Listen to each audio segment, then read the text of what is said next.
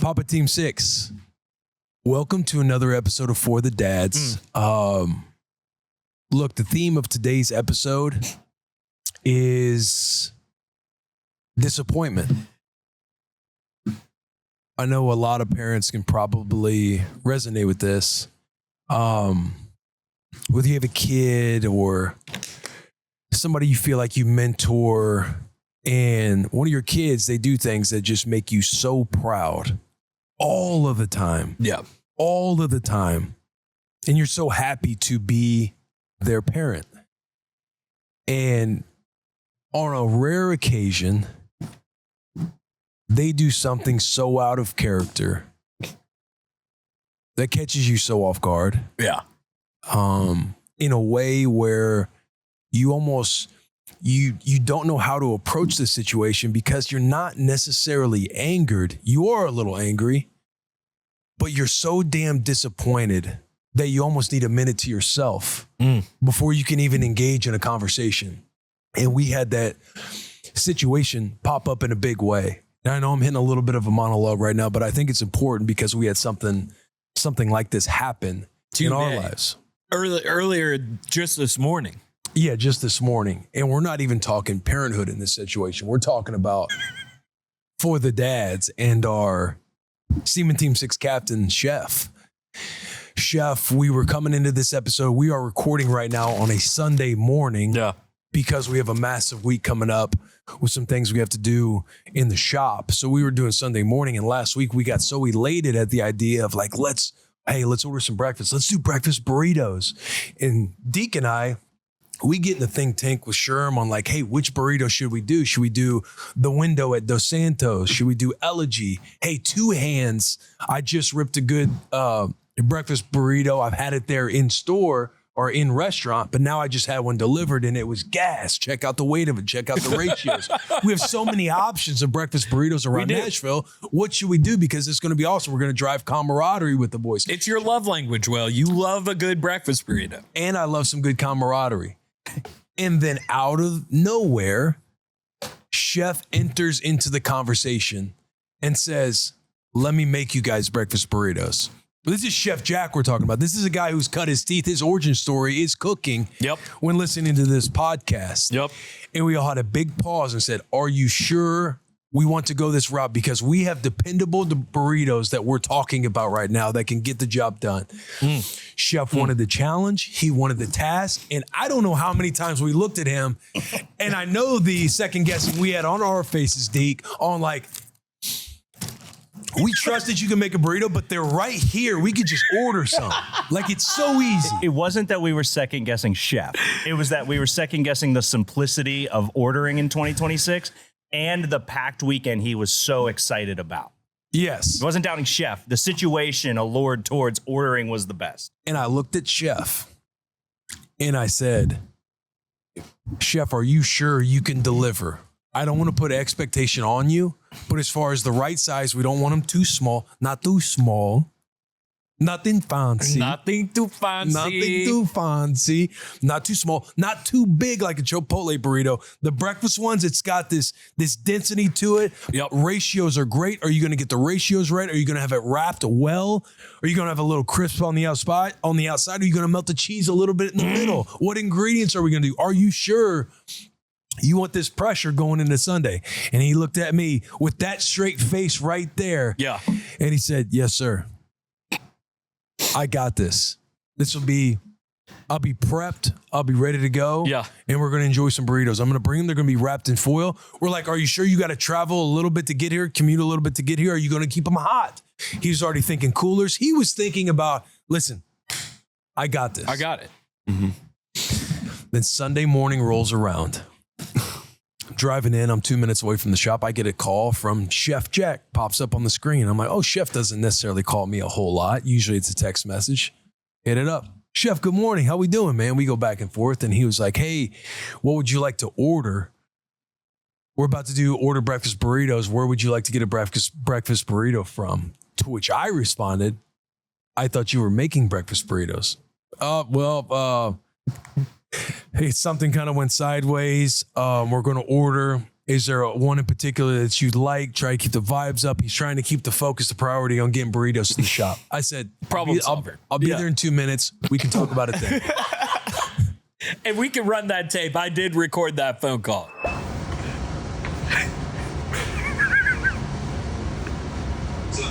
What's up, boss man? Doing good, man. We're all at this shop. We're ordering breakfast. Do you want anything?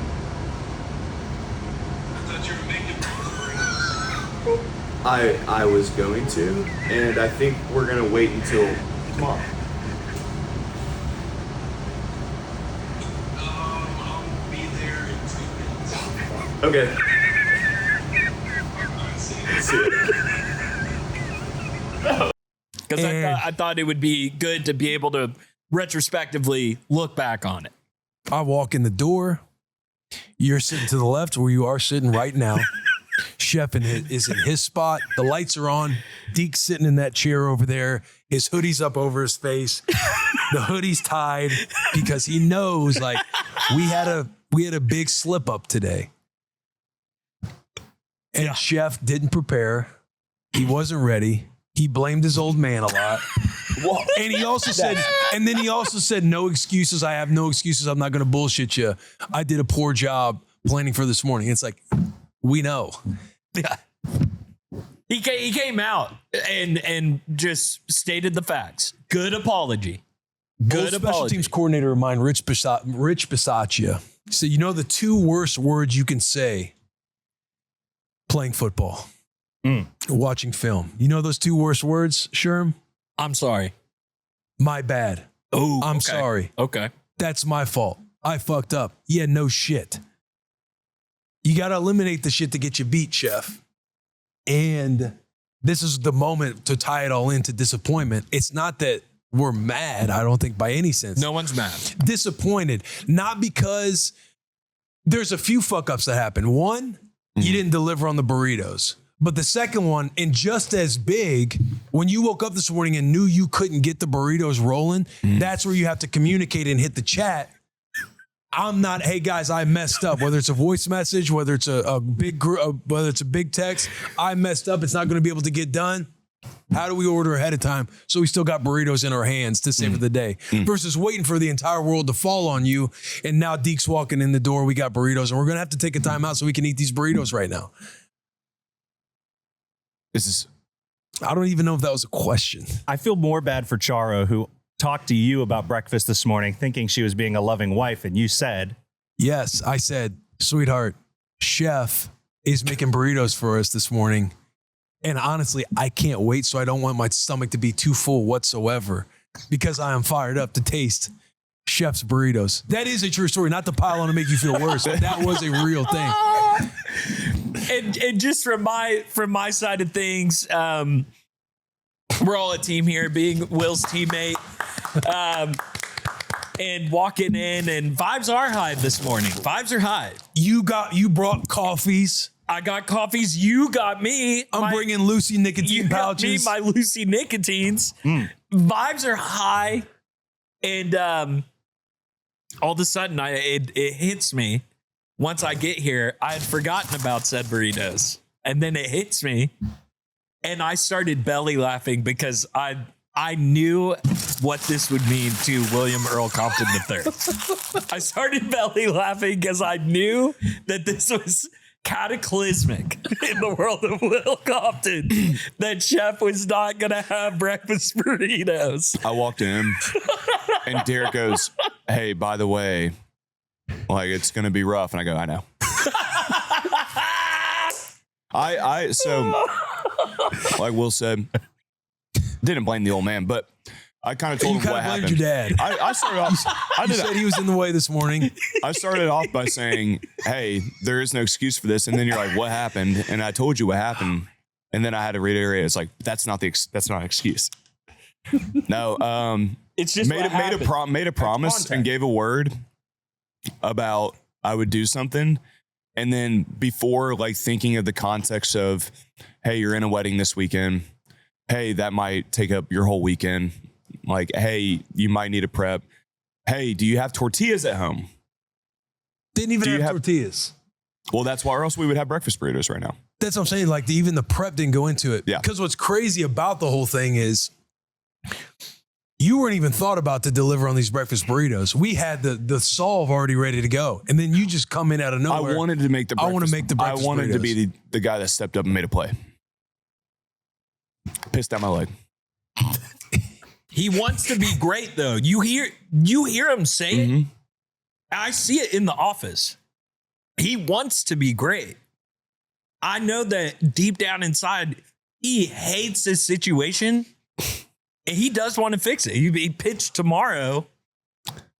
And he wants to be great. He wants to prove himself with the breakfast. But you got to understand, yeah, I'm with you. That is what's painful about the whole thing. But it's almost like if we talk football, if we talk ball analogy right here. Yeah. This is a guy who came up on Friday, the night before a game, and said, Coach, this is the trick play we got to run in this Jeff situation. Simmons at fullback. This is Jeff Simmons at fullback. Chef kills it at his position. He goes, Coach, I've been thinking of a different play. I kind of want to try it. And all the coordinators and coaches are already standing at his staff, and a player comes out of nowhere and says, I swear to God, put me in on this play, and we're going to score. This play right here.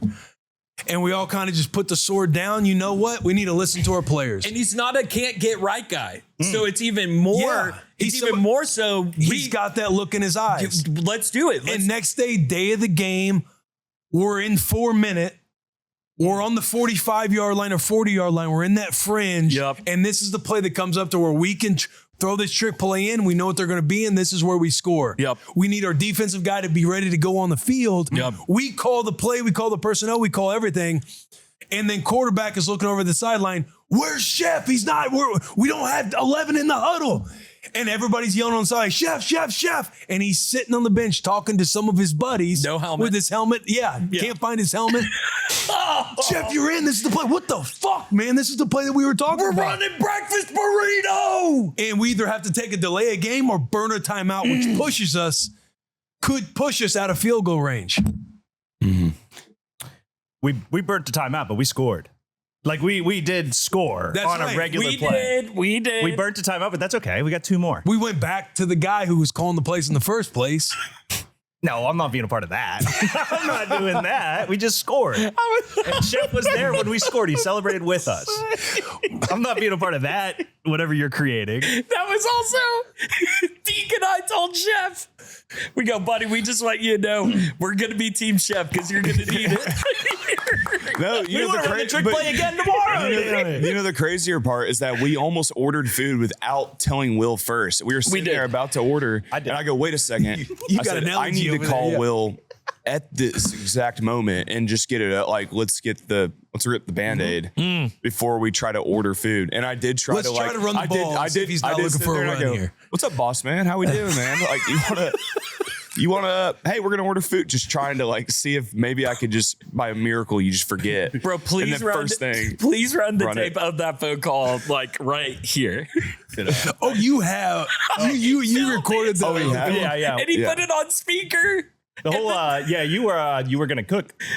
The silence that took place before what happened to you cooking breakfast burritos? And Jeff has 8 chins going. He's truly sitting there oh, fuck. No, the worst part, I go, yeah, we're not gonna, hey, I think it's gonna be a tomorrow thing. But yeah, anything you want? And I just hear silence, I'll be here in 2 minutes. Oh my god. Welcome to For the Dads. Welcome to For the Dads. Welcome to For the Dads. That breakfast burrito that we just ordered, I don't know what that place is. Dos Santos. Dos Santos. No shout outs. Incredible. Breakfast window. You walk up, you get the burritos. They got a few different options as far as burrito goes. They have a little bowl you can get. Yeah. Awesome spot. If you're in Nashville, go hit up Dos Santos on the weekends. We take a little break and enjoy our Dos Santos, and then we'll jump Great into the episode pod. coming up. Doesn't have to be fancy. Doesn't have to be fancy. Yeah, we got to take a quick break. We got to eat these burritos. I'm salivating. Ooh, They're good.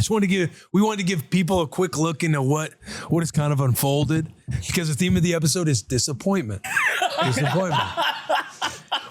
We'll be back after this breakfast burrito. Matter of fact, if you're new here, subscribe. We got to remind people, hey, this is for the dads. They didn't just come here to hear burrito story. Yeah. Subscribe, follow us on all channels. We love to engage with the community. We got shout outs, stat hacks, community wins, losses, everything in between. Follow-ups. I saw one. Where he witnessed his dad empty a clip. We'll wait to read that comment. We will we'll be right back and it'll pretty much be a second because we'll just edit it till we're back. Minor setback for a major comeback. This shit will get fixed. Minor setback for a major comeback. I can't wait to watch it. We all believe in you. You are the guy. Thank you. But we had to bust balls. Yeah, and I'll take it on the chin any day. I know you will. Because you know me. No one's more upset than myself. Dude, let's dive in. We got a lot of community engagement here. Fun stuff happened over the weekend. Some wins, bro. The girls, my daughter stayed out at their grandparents for the first time ever. That So makes big a shift. ton of sense. Big shift, yeah, because we had the dinner party. Yes. Where we hosted some people over. Phenomenal time, by the way. We can dive into that.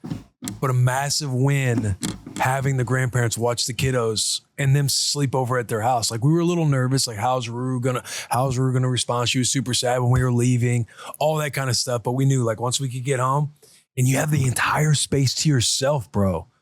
You're just kind of operating however you operate, like the time before, if you can remember the days before you had kids, when it's just a little bit more, you had a lot more peace and quiet. When the dinner party was done, like, we don't have to go upstairs. We don't have to check on the kids. We don't have to do anything. Yeah. We can just go to bed. Yeah. Then you wake up in the morning, man, we can just slowly get out of bed. We can operate however we want to operate. No wonder empty nesters get bored so quickly. 1000%. They're just sitting there going, what? There's not something constantly going on in my living room or kitchen anymore? Yes. What? Yeah. But we got a lot of funny comments, a lot of funny write-ins. We have some questions out there. Also, we had a DM or a message from a gentleman saying our dad hats, the camo ones that you're ripping right now. What about the girl dad ones? Girl Dad is the one that is sold out right now. Camo Girl Dad is sold out. There are a few dad camo ones left. If you are wanting a camo hat, go to bwtb.com and make sure you get one. It's awesome that we sold out of the camo girl dad ones. We had a lot of them. Yep. We are looking in. We'll get those restocked. We will get those restocked. We can't tell you when that will be, but just know that we're looking into it. We're working on it. But if you guys want any of our merch, we had a new drop happen yesterday. As you're listening to this episode on Wednesday, we had a new drop happen yesterday. A lot of our bus and football centric merch is out. bwtb.com. It's a way for you guys to support the show. It's a way for you guys to etch yourself into PT6 eternity. One funny story about those camo hats. Did you see my promo where I was promoting the dad hats and my buddy Harrison Fox? I call him Foxy. He's a college buddy. Big Hunter happened to FaceTime me while I was promoting it. Added layer to that, I have an epic dad group text with Foxy and your boy Jordan Roos. No shit. They train at the same. Harrison Fox met Jordan Roos at this MMA thing, this MMA like training facility where they both do a bunch of training and work out there together. They become friends on their own. And then they both go, oh shit, you know Will really well. Oh shit, you know Sherman really well. And now I'm just in a group text with they're just lifting so fucking hard. Jordan's strong as shit. The pictures that they send into that group from their, like, Jordan will just send in unsolicited stuff of him beating the shit out of people. What's the thing where it's like mostly all legs and they have like their robes on? Kickboxing. Not Muay Thai. kickboxing. Muay Thai. Yeah, he's kind of like Jiu-jitsu. Jiu-jitsu. It is jiu-jitsu. Bro, this little jiu-jitsu guy's like trying to do something on Jordan. And you could tell that the little jiu-jitsu guy's like better at jiu-jitsu than Jordan, but Jordan's more athletic and way stronger than him. Way stronger. This is an O-lineman. This guy is trying to do this move on him and has his, kimono or whatever. His gi. He has his gi and he's like doing this, and Jordan straight up picks him off the ground, and you could just hear somebody, they're in a big gymnasium with the mats. You just hear somebody in the background go, careful, careful. And then just go. Jordan just slams the guy, and the guy gets back up because the ref, like, you know, is like, here, reset. And that guy's like, oh shit. It's like, what the fuck did I just sign up for? But they were geeking out about the camo hats in that group text. Like the boys were fired up about the camo hats. The camo hats are gas, man. They're gas. The camo hats are gas. And they're only going to become more of a piece to have come fall time when hunting season rolls around. So make sure when we do get restocked, again, a few more left in the dad ones, but when we do get restocked, make sure you get your hands on them early. Yeah. Because we'll get a lot. We'll restock a lot till they're gone.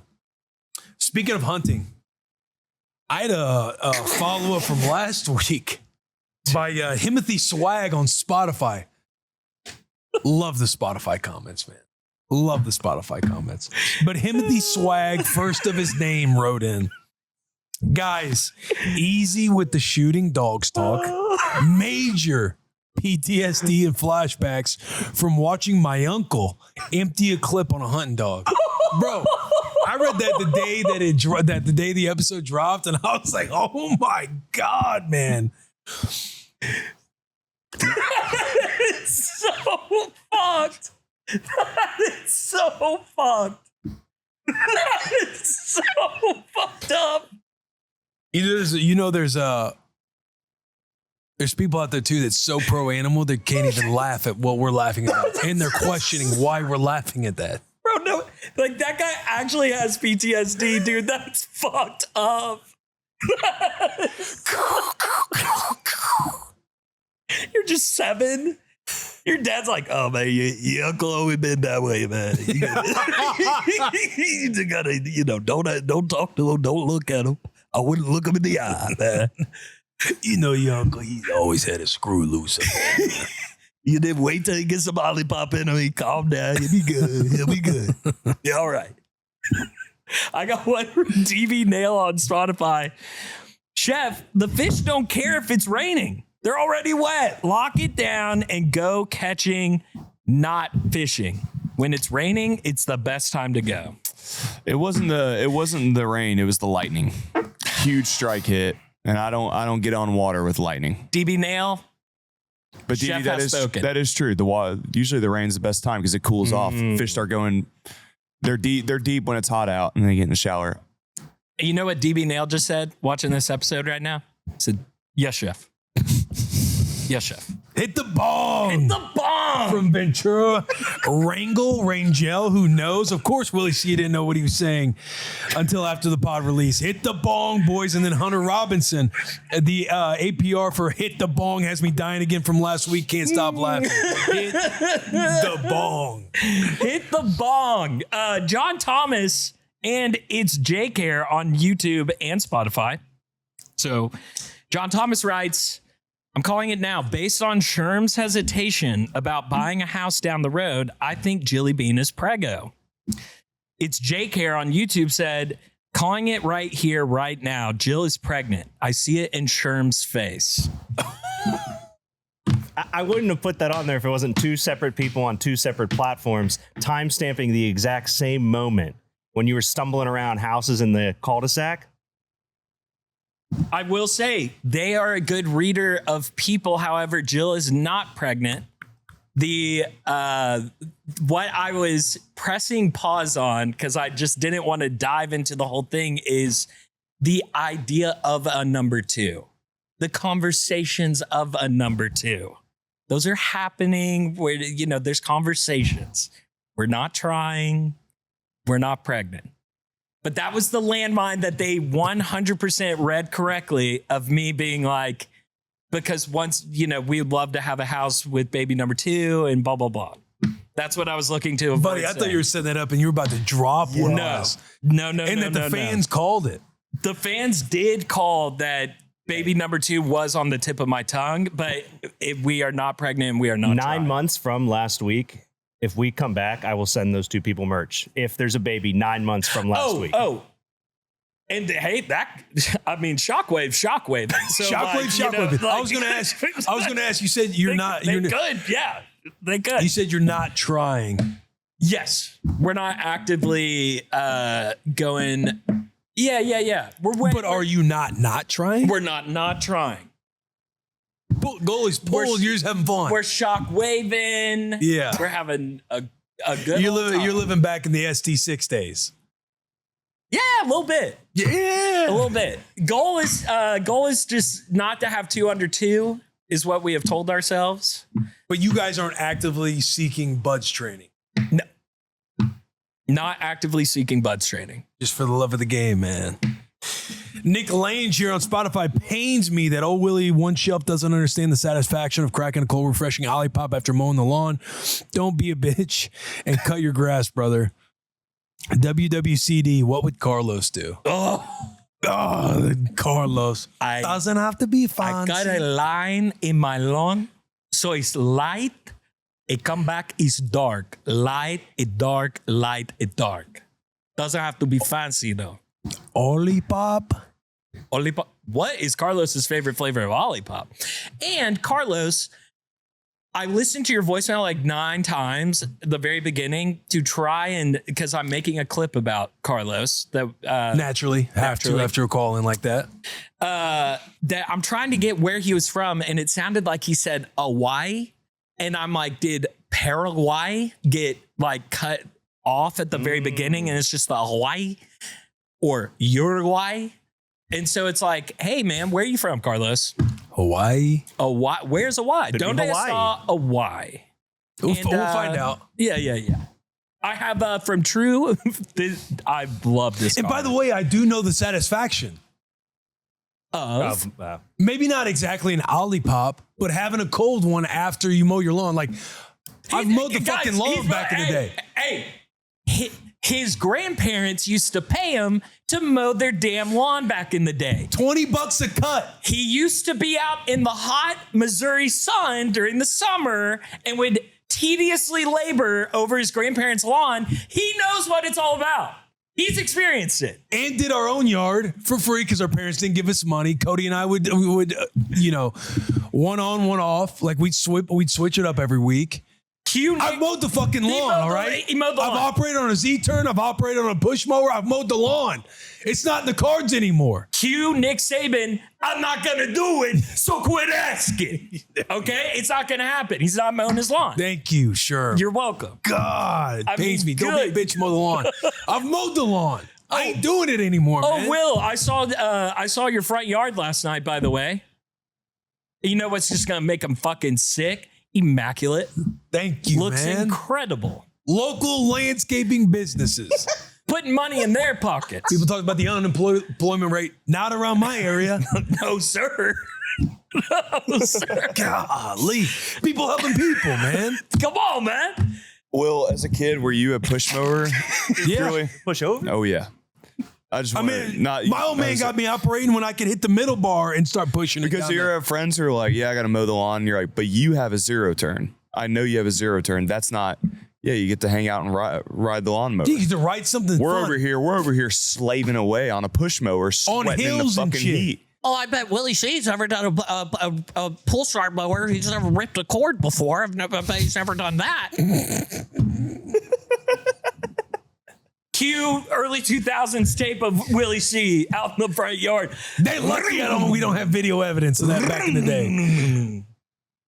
Hey, get a little choke on there. Get the choke. Did you pump it 3? Did you push the button 3 times? You pump it 3 times? Get some of that oil in there. Did you prime it up? Yeah, that's what I thought you just had.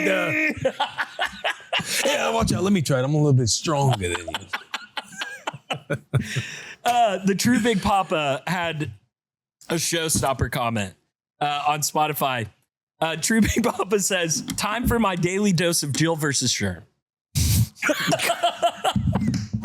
Which, guys, it has felt that way these last 4 weeks, I would say. It has felt that way. But I have a dad win. Now, I'll keep it short. Will, do you mind asking me what my dad lost this week is? Sherman, If you had a dad loss this weekend, what would it have been? Don't have one. Oh, let me think for a second. Don't have one.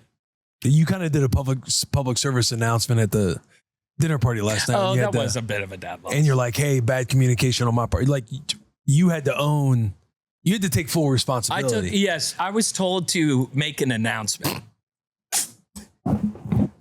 My wife did stand by my side and hold my hand through said announcement. But she was like, go stand in the fire. She said, go explain to our gracious hosts why we are leaving arguably an hour and a half early.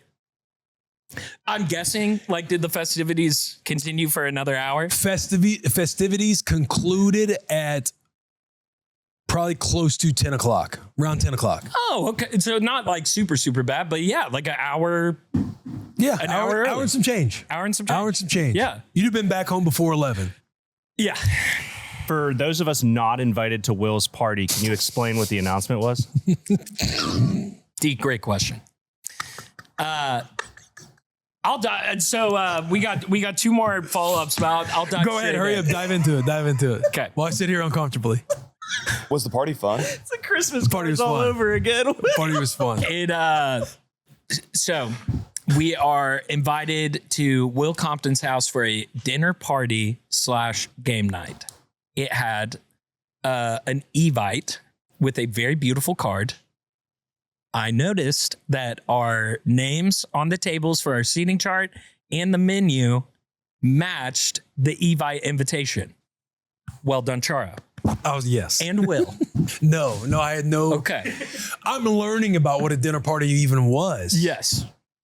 Because I thought we were just having game night. We were going to have some food. So I'm letting people know, hey, we're going to have dinner. Yes. But we're ripping games. That's the most that I felt like my parents, because my parents, we had a great street when I was like a little kid of couples around their age that they had a lot of dinner party game nights with the couples on the street and would host at our house. You know, like it would kind of switch who was hosting, and they hosted pretty regularly at our house. And I remember being 5, 6, 7 in the kitchen as these like couples are coming in. I get to say hi to everybody before I go to bed, and like hearing laughter and stuff downstairs. So I very much felt like my parents, like I felt like an adult, a parent at your house. It was fun. It was very, it brought back some good memories of my childhood. However, into And your you feel night, like you're ripping in an adult thing for one of the first times. yes. And Jill and I off need to make time for ourselves to like do date nights, etc. We are very starved for that. Last night checked so many boxes. It's not even funny. Will had some couple friends that are local Nashvillians, our couple friends, old neighbors of the past. I got to meet the neighbor that allowed Rue to go down the water slide in Argentina. And I got his POV of that story. He told me about how his heart sank as he looked over the bars and sees you at the bottom going, don't send her. And knowing in his head, the part of the story that we did get on the pod, he didn't just let her go down the slide. He said, hey, Ruru, do you want me to push you down? Give you a little boost? Pushed her. And then leans over the rails to watch her come out and sees dad down there going, don't send her. Don't let her go down this slide. And knowing full well she was about 3/4 of the way down. Yeah.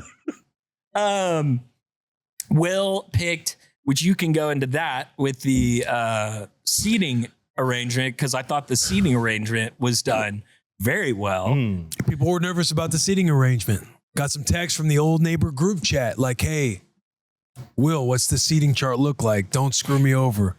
I'm getting nervous. Is this like, what kind of vitamins do I need to be on for this dinner party? I knew full well what it was like to play on the same football team as Will Compton, because going into the dinner party, I'm put into a group text with Josh Pate where Will is giving us a scouting report on every single guy that we will be meeting there, a breakdown, some of their strengths, some of their weaknesses. Where can we attack with conversation? I was like, dude, if you played on a defense with Will Compton and you don't know what the offense is running that Sunday, I don't know what to tell you. Get to know him well, but also get to know thy enemy, because when we go into games, This ally, I expect this group right here to come out on top in whatever we're doing. Yes. And walked in, immediately saw Josh Pate and his wife. His wife is lovely. Yeah, Savannah. We got to talk ball with Savannah, like right off the rip. She loves Lord of the Rings. So you know what Savannah and I talked about for 15 minutes straight.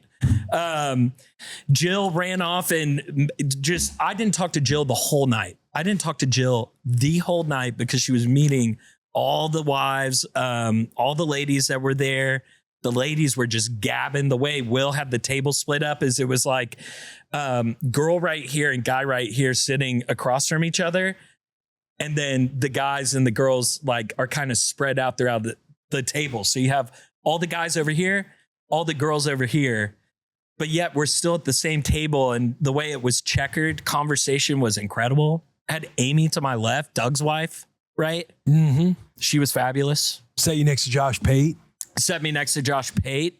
Josh and I were like giggling at the table because we were trying to decide whether or not it was rude at a dinner party to go for seconds. Because nobody was going for seconds yet. And then we're all learning about how whoever, like, as you're passing the family style around, the person next to you holds the plate while the person gets it off. We're like, oh, hey. And then I take the bowl from, his name's Doug. I take the bowl from Doug. Hey, let me get that. I got to hold this for you. Because Doug was sitting there doing this, and Will's like, hey, wait.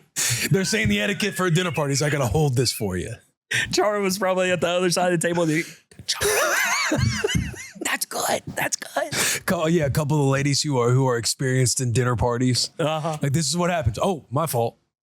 Dude, it was so much fun. And the guys being guys, just like making fun of it, but also doing it. Favorite part of the whole story so far is that Charo is planning an intricate dinner party with color coordinating Evites, and you're building alliances for the game portion. Very seriously so. Like, not joking around either, which was such a stab and rip that we had to leave early. And this is nothing on our babysitter. We had difficulty landing childcare for the night. And someone that wasn't available at first became available, but with like a stricter time limit. And I thought at 9:30 send off would be okay. Like, we would still be able, but dinner ran long. It's a dinner party. Like, it was a long dinner in a good way. I was telling Charles too, because that was a point of contention when we were getting it all lined up. When I'm learning about what a dinner party is, and I'm like, I've been telling the boys, like, I've been telling them that we're gonna have dinner and we're gonna be playing games. Like, I'm thinking of this as like a game night. She's like, well, we are doing games, but like, we're gonna be sitting and having dinner and everything else. And I'm like, well, I want to be playing games more than we're eating dinner. But conversations were flowing, like it all worked out. But I was bummed when Sherm's like, hey, PSA, we got to take off. Babysitter, we got the babysitter until 9:30. Sherm lives an hour away. Sherm lives about an hour away. So I'm thinking in my brain, like, you were always going to have to leave at 8:30. I need you in my earpiece saying like, hey, when we get in the games going, because we're talking games at the dinner. We were talking games at dinner. We were talking Williamson County Fair versus Wilson County Fair. Yeah. There was a lot of dad talk going around that table. A lot of good dad talk, but it wasn't like, so you think of how because I spent a good 30 minutes setting up the seating chart for this dinner party. I told my wife, I said, hey, sweetheart, I'm going to throw a couple rough drafts out there. Nothing is going to be written in pen. This is all in pencil right now, but let me operate a little bit. Let me cook. And so it wasn't like, think of the long table and on the ends, it's rounded, right? It wasn't split down the middle, guys and girls. You need to get some engagement going. So think of it like split, but then rotated a little bit. Yep. What I went with is Charles and I would be at the head, would be at each head, and then in my brain, it was which couples would be the most comfortable on this night with the range of people that we're having, which couples would be the most comfortable not sitting with their husband and wives, not sitting with each other, their significant other, as you could say.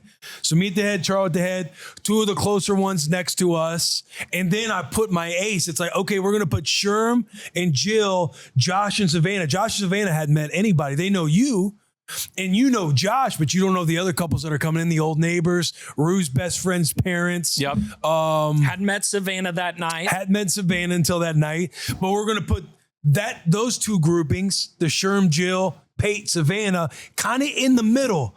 they're going to get to see their other, not straight ahead, but a little to the left. And I'm going to set Sherm and Peyton next to each other so they're comfortable, and then give them a couple options that I know are good conversationalists. My ace, Brian Paler, former neighbor. He's the ace. He's the one. Anybody's going to love this guy. He's not only interesting, but he's interested. He's interested more than he is interesting. He doesn't have socials. He's fascinated by the life we get to live, by life anybody gets to live, to where he's a good conversationalist. I'm going to place him next to Savannah, across from Josh Pate, but also in the vicinity of Sherman Young. Yeah. As Brian can also sit close to me, because I know we wanted to sit close to each other. Brian is a MF gangster, dude. You want to talk about a guy that can talk about anything? He's breaking down Williamson County versus Wilson County Fair with Will, and I go, Brian, you know what one of my favorite parts of the Williamson County Fair was? They prioritized agriculture. It wasn't just the rides. He goes, dude, it's not a cash grab. I'm not going in there doing tickets. I get to learn a little bit about the local livestock, some of the local agriculture. I was like, this guy gets it. He can talk anything, bro. Anything. But it was because Brian was like, Will, don't do me wrong in the group chat. I was like, buddy, this is my Mona Lisa. This is my Mona Lisa's shaping this together. And it unfolded well. It unfolded beautifully. It felt Charlie and I had a good hug after everybody left. Like, yo, we did it. Because it's our first time. Like, that was our first dinner party. That was my first dinner party. I kind of just learned what a dinner party was that week. But we hugged to the point to where when she walks by, I'm like, hey, we have a free house. Where's your freak meter at tonight? It didn't happen, but I felt comfortable to be like, hey, where we Is at? there a line at the Shockwave? Let's go see, we just got done doing Texas Giant with the dinner party. What's Shockwave? We talked to Williamson County, fair, ticket lines. I want to buy the unlimited. I want to buy the unlimited pack. Unlimited pack. We don't have the kids, which was a breath of fresh air, man. Like having all you guys over. Now, Deke over there, it's some of us who didn't get invited. Yeah. Don't think about Josh Pate. Josh, him and Savannah, somebody we've wanted to get into the equation for a while now. We've always talked about we got to get people together. I knew Josh was coming into one where it's a wide range of people that he doesn't know. He seemed to have loved the range. But the biggest thing was like kids. Kids. There were a couple of like Clumps were invited, Lawans were invited, but they have a newborn. So I knew that was going to be tough because they're kind of on the newborn. It's just going to be harder. Postpartum's going on. I'm not saying like that's a bad thing. There's a lot of moving parts to where I let them know. I completely understand if you tell me no, but I want you to know we'd love to have you guys. Josh also hit me. It was the kids. Can I give you three instant gut thoughts? Thought number one, you know what a dinner party is because you've seen Widow's Bay. The dinner party book. Oh, yeah. Where she ended up having the antlers on her head and she was feeding everyone. But that's also like a party. Serve the punch. That's a party, right? That's a full-on party. Like intimate sit-down dinners, all the kind of shit. Thought number two I had is I was not asking to make fun of you or offend you. I couldn't have attended. Chef couldn't have attended. We don't have kids. We're outside of that realm. So you feeling bad is louder than me asking the question. I want you to know it's okay and I love you. Thought number three, watching you wax poetic, as you say, about the alignment of the table lets me know how proud we are of the stupid tasks our women give us and how serious we take the task of just, hey, can you fill out this page of the coloring book? Fuck yeah, what colors? Like, I got this shit down. It's very funny to see this side of it, but you did good. Oh, thank you. Yeah. Thank you. The way that I did the table, if you look, you got your, like most tables are going to be a rectangle. Let's just say that. But even from the hosting perspective, knowing that it was a wide range, again, like when I was giving a very pieced together toast. You did dude, his toast. Can I talk about your toast? Yeah, Can I talk about your toast? But as far as like some of the pressures of having people over that don't necessarily know each other, they're all here for unique reasons on which we love them. Yes. And they all get to know each other. There was some of that pressure of as I'm piecing this Mona Lisa together, I want to get it right because I want everybody to leave feeling like they had a good time around people that they had just met for the first time. Because you know what I mean? You got somebody you love that you're close with. You got another person, another ranger that you love and you're close with. You don't want to put so much lacquer on that damn thing to where you're forcing them to connect and they go away loving like, hey, what'd you think of Sherm? Hey, what'd you think? They're great, right? They're like, yeah, I use a little. And you're like, fuck. But I need to get them to know each other the way I know them. Yeah, naturally. dad hack flip on that. If nobody would have talked at the table, that just means the food was really good. So if you would have failed and you put people Also next to each other that weren't bad. talking, all that would have meant is that the food was so good nobody was talking. So you win either way there. But it sounds like you did really, really, really good. He was breaking down the table dimensions and how it Yeah. was like it's a rectangle, but it's like a little curve because so it's like an intimate table. So you get Yeah. 3 on each end. Yeah. I saw I the started video. taking notes. It looked like a compact but not crowded, a very spread out but also intimate table. Yeah. Intimate, Yeah. but had room to cut my steak with the elbows out. Exactly. Type of vibe. Which we had to be creative because that's truly an 8-person table and we had 12 there. Yeah. You did not. But you spaced You it fit out. 12 there? Yeah. Get out of here, dude. Yeah. Wow. Thank you. The Mona Lisa, if you will. Hey, also, what is your song that everybody was saying was your song? Because I was not aware before that night that was your song. What song? The song that was playing during your toast and your wonderful wife, Chara's. Oh, I don't even know. Somebody made a joke that while the toast was happening, a song was playing in the background and it came at a nice, slow ending as I ended the toast. Oh, okay. So that was not truly your No, I song. don't think so. Okay. Toast time. So they're like, Will, your song's on. It's your song. And Will's like, oh, really? Like, and I like hear the song. And it's truly something like Free Falling, like Tom Petty. I don't know. Who knows? Who knows? Gerard came over to me earlier and was like, hey, this would be a good time to give a toast. I was like, what? What did you mean give a toast? I don't want to give a toast. And Charles, I'm uncomfortable talking in front of everybody like that. Charles on the other side of the table, like a parent that is so proud of their kid. Like without this motion right here, her face is just like, oh, he's about to do it. He's about to do it. As you're Because lifting. she looked at me and she's like, Yeah. And I caught her saying that to you. So then I look over at you talking back to her and being like, oh, yeah. And he picks up his wine glasses and starts going. And Savannah kept talking and I just kept leaning it a little bit more towards her. Yeah. Savannah, I'm trying to say a few words here. And a hush fell. A hush fell as Free Falling is playing in the background softly.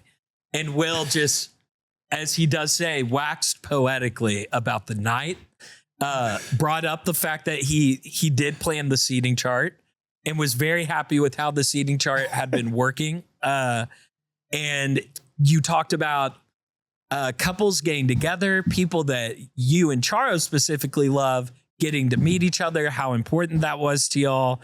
And thank you for coming. You kept it very concise in a good way. Thank you. It was a well done toast. I asked Char at the end because she laughed in the middle of it. And I was like, hey, sweetheart, how do you think the toast went? She's like, she started laughing. She's like, I thought you did a good job. Except for the one comment you made where it's like, we felt legally obligated to invite the couple that we met at the coffee shop. That was Doug and Amy. Oh, that was a funny joke. That's what I thought. That I was like, a funny I joke. was going with a little bit of funny there. I didn't know if they would feel anything. Like, you're not here because we just feel obligated to invite you. We met you at a coffee shop, hit it off. Yeah. We go to birthday parties now. Yeah.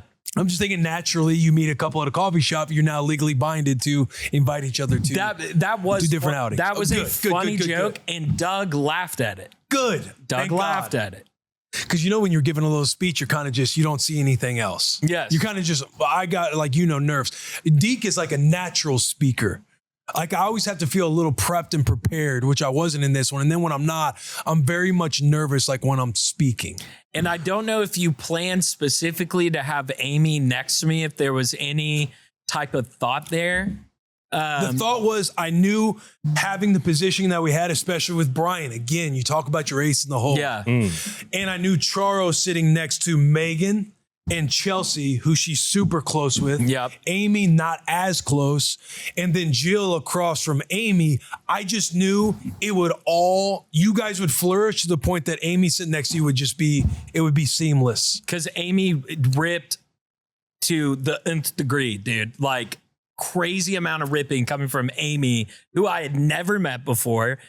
She knows nothing about me or my wife. And that was a fun little triangle throughout the night of us all kind of sitting there. And it started with, hey, you got the same name as my mom, so I'm probably not going to forget your name tonight. And then she kept on bringing up the same joke of like throughout conversation, we'd just be talking about our family. And that's what you call a simple layup. Because I'd bring up my mom and she would go, oh, Amy, of course. And I was like, yes, Amy. Yeah, Amy. Chuckle a little bit. I knew I'd like you. Yes. Or she would tell a story about herself and she'd be like, other Amy, not Sherman's mom. It'd be like, she was funny. She was very funny. And the success of it too, it's knowing, like thanking them all for being there, but knowing like what goes into couples. It's like you experiencing getting a night out, not being with your kids, not having to check your phone at all times, seeing what's going on, having that like, because you had to go through a Rolodex. It's like everybody's kind of got rosters of childcare or sitters, but the fact that it was all, put together and everybody was able to execute and be there. What you got, dude? You should hear me out. No bad ideas. You should follow up with each couple about if they felt like their seat at the table was appropriately placed. Do a Google form or like something like that where it's like, hey, we just want to review the night, but then the review of the night just comes from where they were sitting. Yeah. Nothing else. That's what you should follow up with. Because clearly, as I articulate, every moment I get to talk about the seating chart, I took it very seriously. You guys should also throw another dinner party where you flip roles so Charles can see how hard it is to make the seating chart. She was stressing about all the shit she had to do, and I was like, buddy, putting together that seating chart, like you think your little cards and everything else made it successful. The seating chart.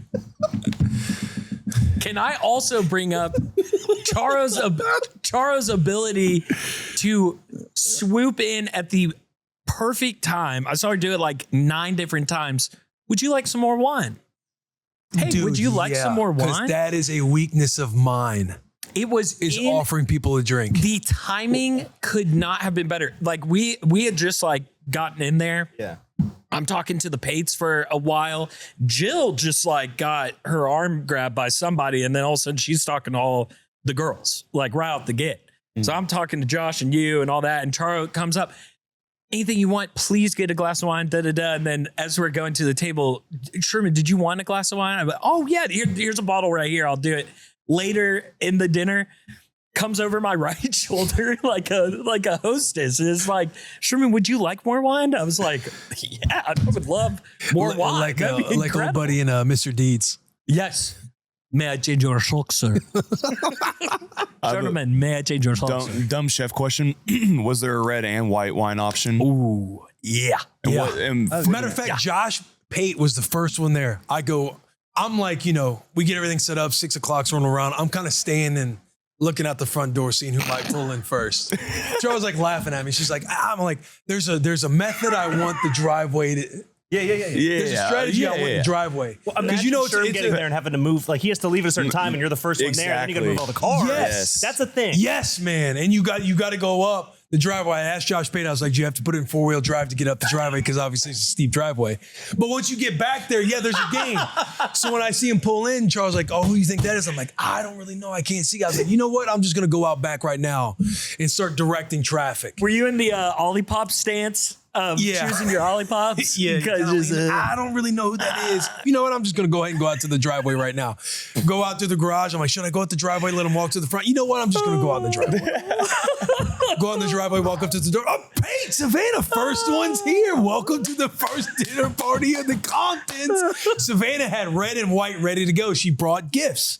Red and white, brought both options. Wow. She's fired up, ready to go. Josh gets out. I'm like, hey, Josh, here's what I'm looking for. You know how you're moved here? I want you pulled all the way up and then back it to where the trunk faces the garage. Yep. That way, you set the tone. Hopefully, people get it. They back in, and somebody can pull all the way up. That way, if you got to leave early, you can just find your way out of the driveway. It was, again, and that's what people did. That's what people did. I was asking questions. I was like, hey, Brian, you back in? He's like, oh, yeah, you got 3 in a row. And I was like, that's exactly how I want it, man.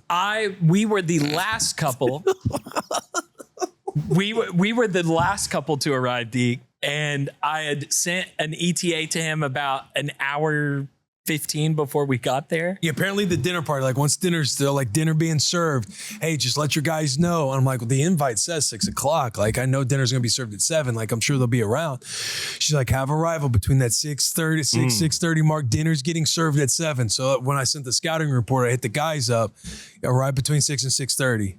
Which I'm so glad that he did, because it did take pressure off a whole lot. Because, and again, nothing on our babysitter. It's just the way the cookie crumbles. And again, commuting like 50 minutes. Commuting 50 minutes, but babysitter is taking just a little bit, and that's okay. And we're getting everything solved. And sent Will a text. I said, ETA 6:35.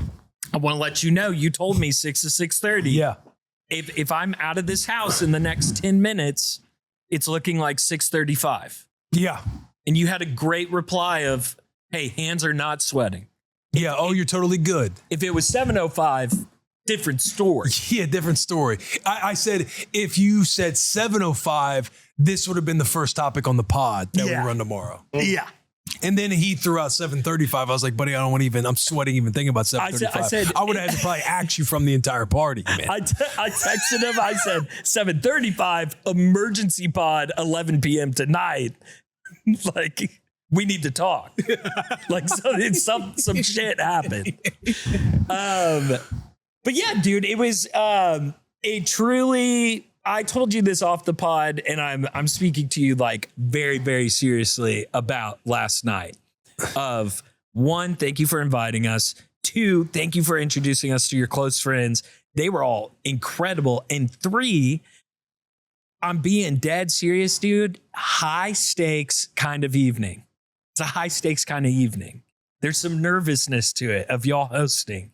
Y'all crushed on all the hosting stuff on an unbelievable level. The vibes could not have been better. And Jill and I were giddy the whole drive back, heartbroken that we had to leave early.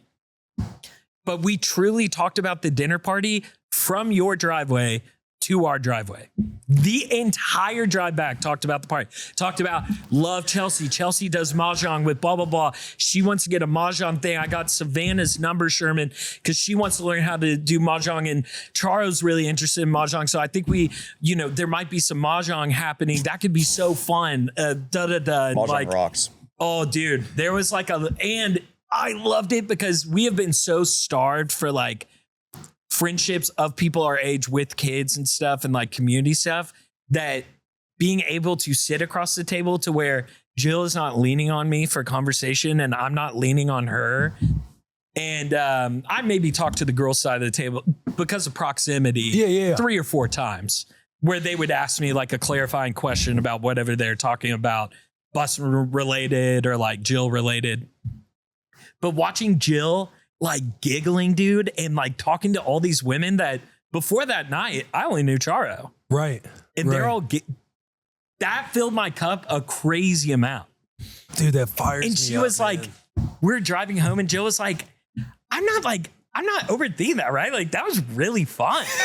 Like, right? Like, I feel like we had a lot of fun. Like, I met a lot of really nice people, blah, blah, blah. I was just watching her just be so the wins stoked. too, seeing people exchange numbers. It's like, oh, let's go. Yeah, dude, I played it very cool when that was happening. Because again, when you walk in and you walk in last, it's like everybody's kind of standing in the, the living room, whatever, the big area.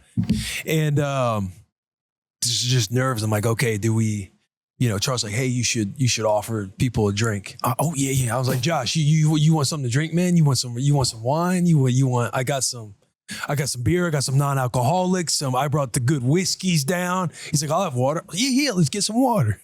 So I go and get a glass of water from the cabinet. I start filling it up, and Charles like, hey, we got water glasses. Like everything you need is already on the table. Oh yeah, I just figured I'd get him a bigger cup.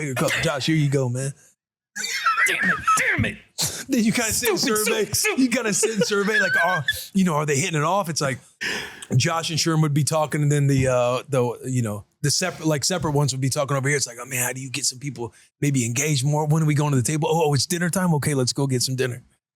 The Pates, bro, when Savannah, she worked at LSU, which I did not know that. Yeah. And had worked with Dave Aranda while he was there. And so we were talking because Josh had brought up Atlanta. And Josh was in a blue button down, by the way. Yeah. Not a white tee. I saw it. So the 2 stories I saw was one, Charles shared this morning too, of like painting the table where you could see the seating chart, to which I was like, wow, Sherm's in the best spot. You're in the middle. dividing between the genders, looking out to the backyard. It was a great seat. The other one was Pate, which looked like charades or something. Him standing up and then drawing a big 0 that you said was Nebraska's win total. And I did think Nebraska's potential, and he was doing a big circle. Sorry, so sorry. Not win total. Like their potential's like the Huge. sky, It's infinite. outer Infinite. space. Yeah, my bad. I thought you said win total 0. I'm here now, but I did look and go, well, that can't be Josh Pate, despite the bald head in the face. Yeah. Because it's not a white tee. Yeah. So. It was like seeing your teacher outside of school a little bit. It was. I was like, okay, all right. I want to know what's one thing Will would change about it after you, if he had to fix one thing that happened at the dinner party, if anything. Oh, little APR for I think I have the answer. What is it? Us leaving. Oh, Us leaving early. No doubt. I think that would be the one thing. Hey, I could see in Sherm's face, it was going to be, because there was already a couple, it was like Doug and Amy were like, hey, we're going to have to leave soon. We only have the babysitter until 9:30, probably, I think, like you guys. But again, they like live closer. So it wasn't going to be, we're only going to have about 20 minutes to play Salad Bowl. We ended up playing Salad Bowl. And they were going to be leaving. So we're gathering. I'm getting people moved over. I'm like, okay, so let's dive in. Let's get everybody over in the living room to where we're kind of setting up the game and everything else. I feel Sherm in the vicinity, and he's kind of standing, and it starts to enter my brain. Is my boy about to lay it on me? And I know Sherm bringing it as he's like, guys, public service announcement. I knew he wasn't caring about nobody else there, except for he knew he's about to put a knife in old Willy C's chest, because we had been talking board games, and people opened up Pandora's box, like, well, what kind of board games you into? And I'm like, so many of them. I'm like, competition, strategy, social game. I'm like, Telestrations, like, that game's fun, but it's kind of bullshit because there is no winner. So we're both on the soapbox talking about games we love. Fishbowl, Salad Bowl comes We're up. hyped about game time. Yeah. I was truly, really hyped about game time. And Sherm hits the announcement, and everybody's being gracious to him, and I'm kind of just quietly sitting because he knows. I'm like, fuck, man, why you gotta leave right now, bro? You know you live an hour away. Why'd you do 9:30? But that's just on some brotherhood. That is on some brotherhood shit. And it was, oh, dude, I gave Jill that look of, I know she said no later than 9:30, but what if we said, oh, everything ran late, and we show up at our house at 10:30? I don't know how often she's operated as a babysitter. We pulled that with one that, like, it's like Ava. If we could be running behind, we'll hit her up like hour and a half before we were going to show and be like, hey, it seems like it's going to be a little bit longer because the drive and everything else. And that's what I wanted to pull on her. And Jill said, not the right thing to do. This is only her second time babysitting for us. She was very gracious to even kind of come in and save the day. We need to do right by her. No question. I'm like, fuck. To answer yours, though, Deke, not a whole lot. I wish, to what he's saying, had I known people's outs, you could get the games going sooner, because the dinner was fucking awesome, and the dinner ran its course how it should have. Like, it naturally kind of ended, and we were talking games. Hey, should we get into it? Because dessert was awesome. But had I known, it'd be like, tighten it up to where, hey guys, the youngs will have to leave at around 8:45. So we get the game going a little bit sooner. And I have a pitch. This is a pitch. This isn't even like notes. I thought the night went so well that if y'all were to do that again, but another couple hosts, whatever. So y'all aren't having to host every single time. I would advocate for a 5 o'clock start.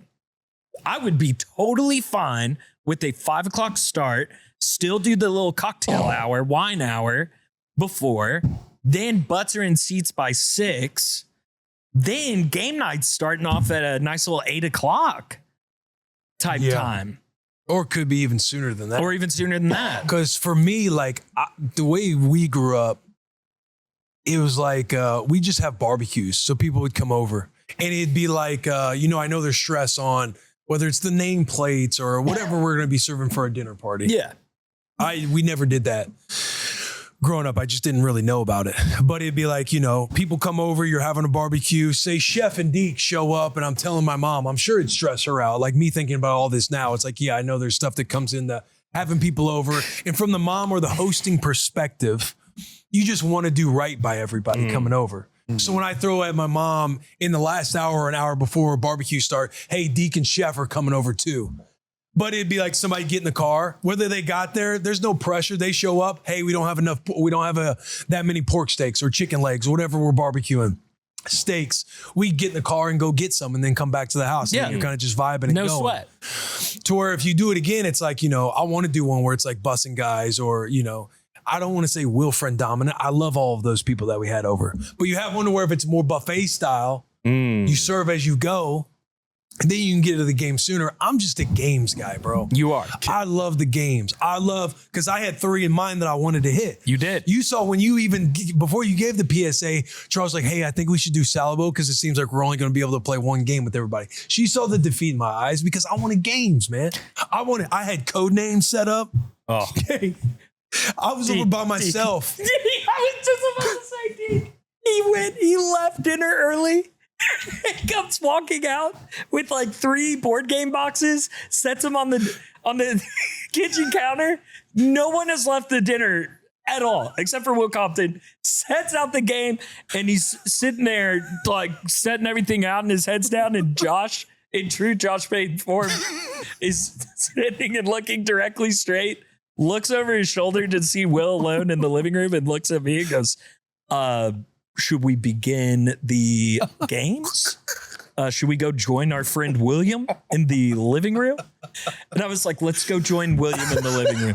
And that's about when Jill gave me the phone flash and was like, 850. And I was like, Fuck, I'm gonna have to massacre my boy. I literally, and she was like, you need to say it. Like, Jill was like, you need to say it out loud to everyone, so it's not just like a sneaky Irish goodbye. Like, you need to tell everyone, babysitter, here's the sitch.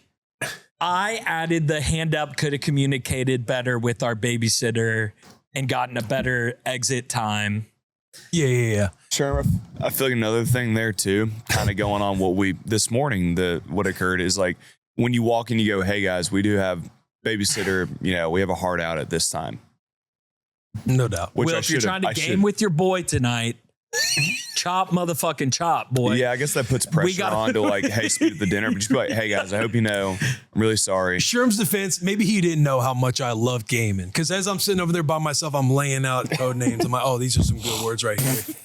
Laying out. I'm getting it set up. Not saying we're playing that game first. I'm just saying I want it set up so that way we can seamlessly transition from game to game. I don't know everybody's appetite. Pieces of paper have been shredded. Yeah. Salad bowl has been obtained. Pins have been distributed. I had my pack of cards for Werewolf out in case we wanted to go Werewolf. Charles was like, I don't know if Werewolf would be a great game for everybody who's just getting to know each other. That's usually a better game for everybody that does know each other. Yeah. And to which I responded to her. I'm like, sweetheart, I think dinner's going to crush enough to where everybody gets a good enough rapport to play some Werewolf or Mafia. If you played Mafia, it's kind of the same game. But I wanted code names. Because we had 12 people. Makes it a little more difficult because you can't hit those 6 to 8, 10 player caps of games. Code names, Salad Bowl, Werewolf. I had them ready to go. I wanted them ready to go. I felt like we weren't going to get to one. Okay, we could scrap Werewolf. Code names would be a fun one for everybody. Charlie wanted to go Salad Bowl first. I was like, all right, we go Salad Bowl first. Good call by Charlie again. Salad Bowl's a hitter. It was a hitter. It would have been great to have you. What are y'all's thoughts? There's very few times that I get to just watch you be like an innocent child. This is one of the purest pods we've ever recorded of just you being like, yeah, so I got the games, but then no one was done eating, but I sat and I knew they'd come over. Like I knew they'd be there. So I started setting up the games. And so it's just like your thought meticulously going from step by step and then thinking in your head too, like, oh yeah, Charles said I got to get water for people. Like not only that, it's like, and then watching people by the window, like who's going to come first? Like, not only you can't wait to go. Yeah, the bathroom's over there. Yeah.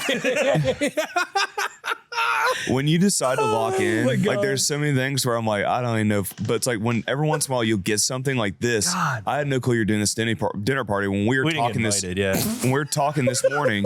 But I don't even know that because I saw last night on Twitter. I go, oh, you had friends over, and then I'm hearing you break it down, like the intention that went into it and like how meticulous you were about like thinking of every detail. It's just amazing because it doesn't come out a lot, but when it does, it's like, oh, Will just went crazy. He went That all in. comment right there could get me in trouble with the wife because the detail, she was the detail. The few things that Willy C was locked in on and cares about, just know that I was ready to go. Moreover, sweetheart, love you. Yeah, moreover, I just meant like you were so engaged with this. Like you love the nitty gritty side of it, of like the side you're talking about, the breakdown of like this person. I feel like they were getting along, like talking about how each combo was going. I wanted everybody to have a good time because, again, it was just people that don't necessarily know each other. I know I like them all, but you're kind of getting everybody around and you're doing something very intimate and engaging, and then also playing games. And curating people is one of like my favorite. Like we talked about my bachelor party, I had 20 guys there, and not everyone had met everyone. Like very few people had met everyone there. Curating people is like my joy in life. So I feel you there. And the fact that I can promise you everyone left that, to what Sherm was saying, and either said in the car, I needed that. We should do that with our other friends. Like there's an involvement of like, oh my gosh, this is possible, that you and Charles gave every one of those couples. That's really cool. Because Amy, or I want to say it was Amy, but Charles was like, Amy leaned over and asked Charles, like, so what's the occasion? Like, why'd you guys do a dinner party? And Charles was like, oh, we kind of just wanted to. Like, we haven't had people over to our house. Like, we moved in February. We just don't do a whole lot of social, like we do, like obviously with Bussin', she does a lot with her bar 3 people. Like we're just busy to where we haven't had people over. We haven't had the kids out of the house to where it's just adults and friends hanging out. And so she's like, we just wanted to do a dinner party. Like we just wanted to, zero occasion, just have people over. One thing to change on our end, other than babysitter, is you had mentioned the Pates when they rolled up. Savannah had a red and a white. Yep. That was our game plan. I saw the time coming up as we're like trying to get out the door. Told Jill, should we DoorDash something to make sure it gets here? So you asked me my address and you DoorDash it to my address. I even thought about that, and Jill was like, honey, do not do that. And I was like, honey, that makes sense. Like they'd get to his house at the exact same time. That I will leave on the notes. Don't go inside. Just stay out on the street. Leave it in the mailbox. Like we'll show you the ID and like it's all good. She's like, no, honey, we will have time to stop at Kroger, to stop at Trader Joe's, you know. And then that's around the time that I hit you with ETA because Jill was prepping babysitter and I was still game playing stuff. And I just had to break it to Jill. I said, we don't have time to get one. Dude, you're good. You're totally fine. I know, but you're fine. That is one of the best feelings ever, dude, when you show up with wine or with flowers or like whatever you go with, dude. It's a good move and it brings the vibes. Yeah. Especially them being the first ones and going, hey, yo. And it being Savannah too, because Savannah didn't know any of the women. She met Charles at a Vanderbilt game. But fleeting, you know, you're around, it's the football environment, me and Pater doing whatever. She's saying hi to Rue and meeting Charles for the first time, but doesn't know the women, hasn't been around everybody else. Had she been around you, or was that the first time seeing Savannah? We have interacted via social media a bunch because I'm just in Pate's replies. Yeah. But Savannah bringing the heat right out of the gate, having 2 bottles. Oh, let's go. Let's go. It was fun though, man. It was awesome. PT Sickos. We interrupt this episode to present some of our sponsors. We have talked about them immensely. They're coming on in a big way, and we are so excited to have them. And that's Lucy, guys. Lucy is one of those brands that has been with Bussin' with the Boys for quite a while now and has become fully integrated in the shop. I'm talking a can of Lucy on every single desk in here. All the nicotine users in the shop, we swear by Lucy. I tell you all the time, I'm a 12 milligram guy. I'm a double upper decky guy. Cinnamon is one of my faves. They have a ton of other great flavors. Lucy, what else is there to say other than they're the only pouch that delivers long-lasting on-demand flavor. You can get 20% off your first order when you buy online at lucy.co/FTD and use code FTD. So that is lucy.co/FTD and then use code FTD for that 20% off your first purchase. Now here comes the fine print. Lucy products are only for adults of legal age. Every customer is age verified. Warning, this product contains nicotine. Nicotine is an addictive chemical. We are also brought to you by the one, the only, Olipop. Sherman, you don't have a can of Olipop. You have a case of Olipop. I wanted to shout out this flavor specifically. We did a taste testing. I was sure that it was going to be classic grape was going to be my favorite. Either that or crisp apple. And then I find myself in the blind tasting picking cherry cola. You want to talk about that movie theater Slurpee, dude, that you would get the classic soda flavoring. You get the cherry flavor right on the top of it. And you're kind of drinking that Slurpee and you get down to the very bottom and it has that little classic cola taste mixed with the cherry. It's like the best part of the little movie theater Slurpee. That's that cherry cola, man. That's what cherry cola is to me. Olipop, we love you. We thank you for being For the Dads. And last but not least, we are brought to you by Roast Sparks. The older one gets, the more it becomes clear that sex is about quality, not quantity, and the vibes have to be right. That's why Roast Sparks stands out. It helps ensure readiness when the moment is right. After it dissolves under your tongue, you get hard in about 15 minutes on average. And when both partners are having a good time, the experience is better for everyone. Roast Sparks helps you get fuller, thicker erections, and they last up to 36 hours, making it easier to be ready for another round if you're both feeling it. Roast Sparks always make sure both partners are feeling it. Ro connects guys with a medical provider 100% online, and if approved, treatment ships directly to your door. If prescribed, new sexual health patients get $15 off their first order of Sparks on a recurring plan. Connect with the provider at ro.co/dads. That's ro.co/dads to find out if prescription Roast Sparks are right for you. ro.co/dads for $15 off your first order. Sparks is a compounded drug product. Compounded drugs are permitted to be prescribed under federal law, but are not FDA approved and do not undergo FDA safety, effectiveness, or manufacturing review. For full safety information, go to ro.co/safety info. Let's get back to this episode. Felt good. It did. It reminds me of a comment that actually somebody wrote. Cool Breeze, 1808 on YouTube. He said, Sherm saying his dad's a micromanager while his son forgets to pay bills at 30.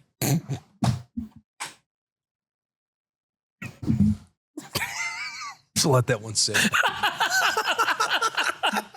Bro, I read that one and I was like, what a home run comment. Truly seeing it through my dad's lens and my dad being so gracious in that moment with his hands on the steering wheel, being like, and nothing's fucking changed with this kid, man. this kid, man. Golly.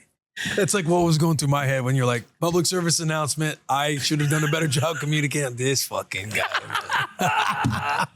This fucking. Yo, my dad's always on my ass, is what Deke said.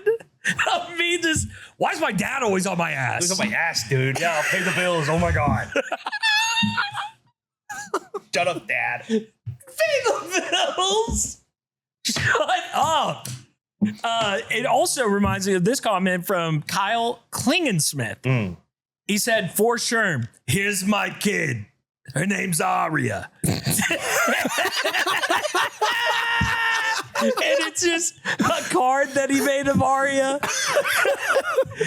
Age, 17 months. Weight, 19 pounds, 10 ounces. Height, 30 inches. Special attribute, walking. Natural born explorer. Always on the move and taking steps towards greatness. Here's my kid. Her name's Ari. We need way more. There was no body to that emo. It was just that. That's what that I header wanted in the picture, and that's it. Here's my kid. We want to talk dad wins, losses. Yeah. I got one here from Dakota Meal. Here we go. Wife win. My husband, this is from Dakota. My husband, Jared, called in last week about forgetting his PT6 shirt at home when our daughter was born. Me being the badass wife that I am, got a hot dad walk picture of him in his PT6 shirt at the hospital 4 days later when we went for baby girl's checkup. It's like it never happened. MT6 for the win. And here's my boy, Jared, walking in the PT6 shirt. Dakota, BWTV.com. well freaking done, and way to keep the bar high for the MT sickos out there. Well played, Dakota. I have a dad win from Tristan Sprunger. Tristan writes in and says, morning, boys. This past week, my oldest boy started kindergarten. I think his mom and I were more anxious than him. On the first day, his mom takes him to school for carpool drop-off, but gets there early and offers that they can drive around a little bit before dropping him off. Boy simply says he's ready to go and once dropped off, walks up to school, heads right in, and has a great day. I can't express how proud I am of this kid. Day 2 was just as good as day 1. It's tough watching him grow and become more and more independent, but I continue to be a proud of him every single day. Here are some back to school and first day picks for the boys. Thanks, boys. Tristan from Indiana. Let's go, stud. Let's go, Tristan. That's so sick, dude. Individual dad win. Success with the kiddos staying at their grandparents last night. Yeah, what's going on with that? Bro, fat dub. So, again, first time them staying overnight at Grandma and Grandpa's, Lola and Opa's, as we call them.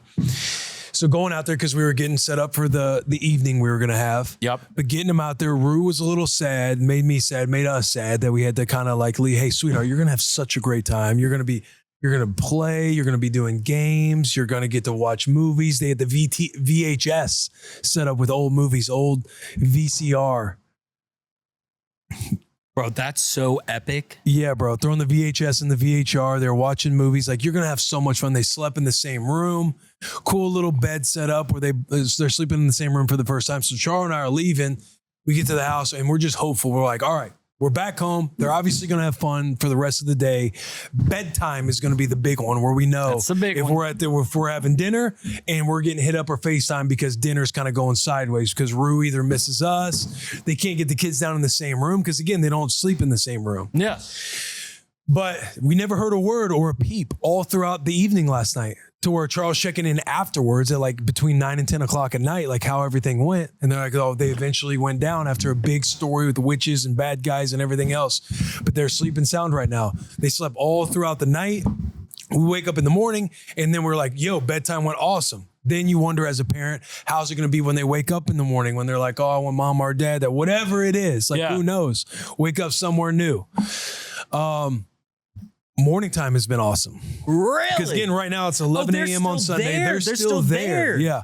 Charles had to do some work this morning. I came perfect time to rip the pod. Yeah. But we're still kind of like low stress. The kids are out having fun at Lola and Opa's. Oh my But knowing that gosh. you have a successful first iteration of staying at Grandma and Grandpa's, bro, it's kind of like, because it'll be happening again here in a few weeks. Yeah. We flirted with the idea of somebody, a sitter being over at the house, like Ava being at the house and her putting him down while we were doing the dinner night and everything else last night.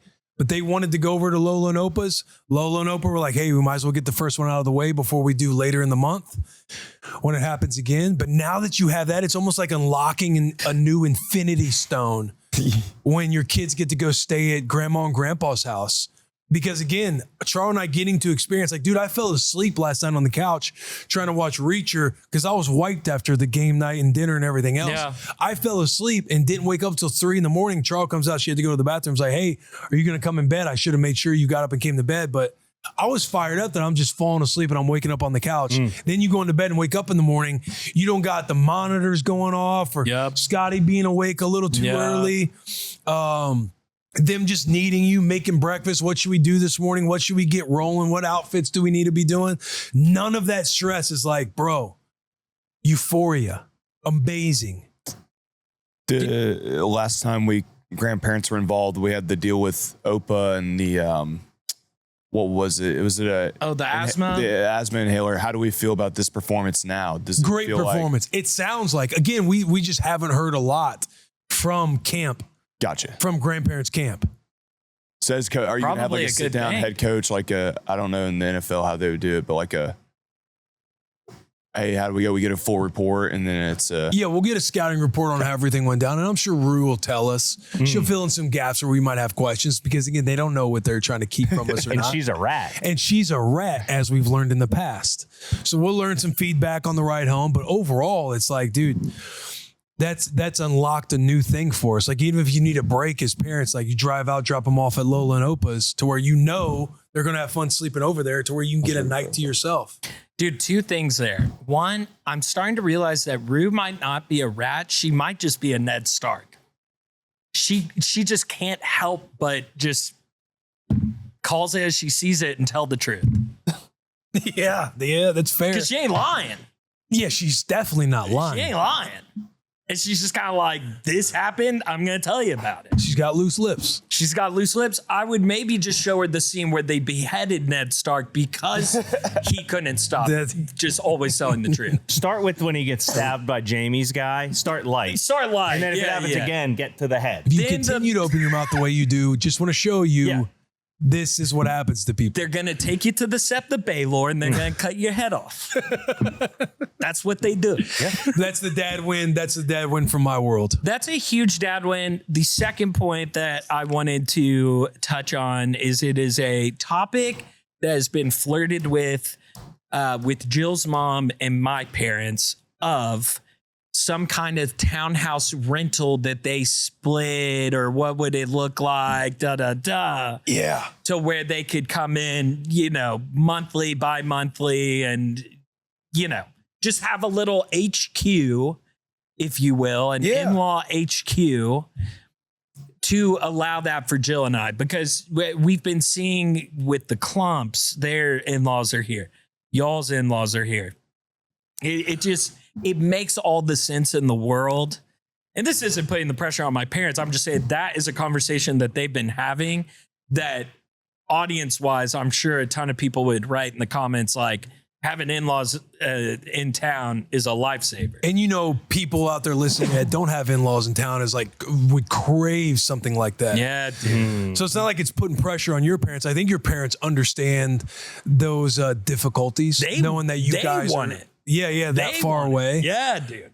They're like, I think it's just, finding something that like financially makes sense and something that's like not an apartment, something that like has a little bit of like a yard or something. You know what I mean? Something that feels housey, I think is what They're thinking about going in and getting a spot, not an Airbnb.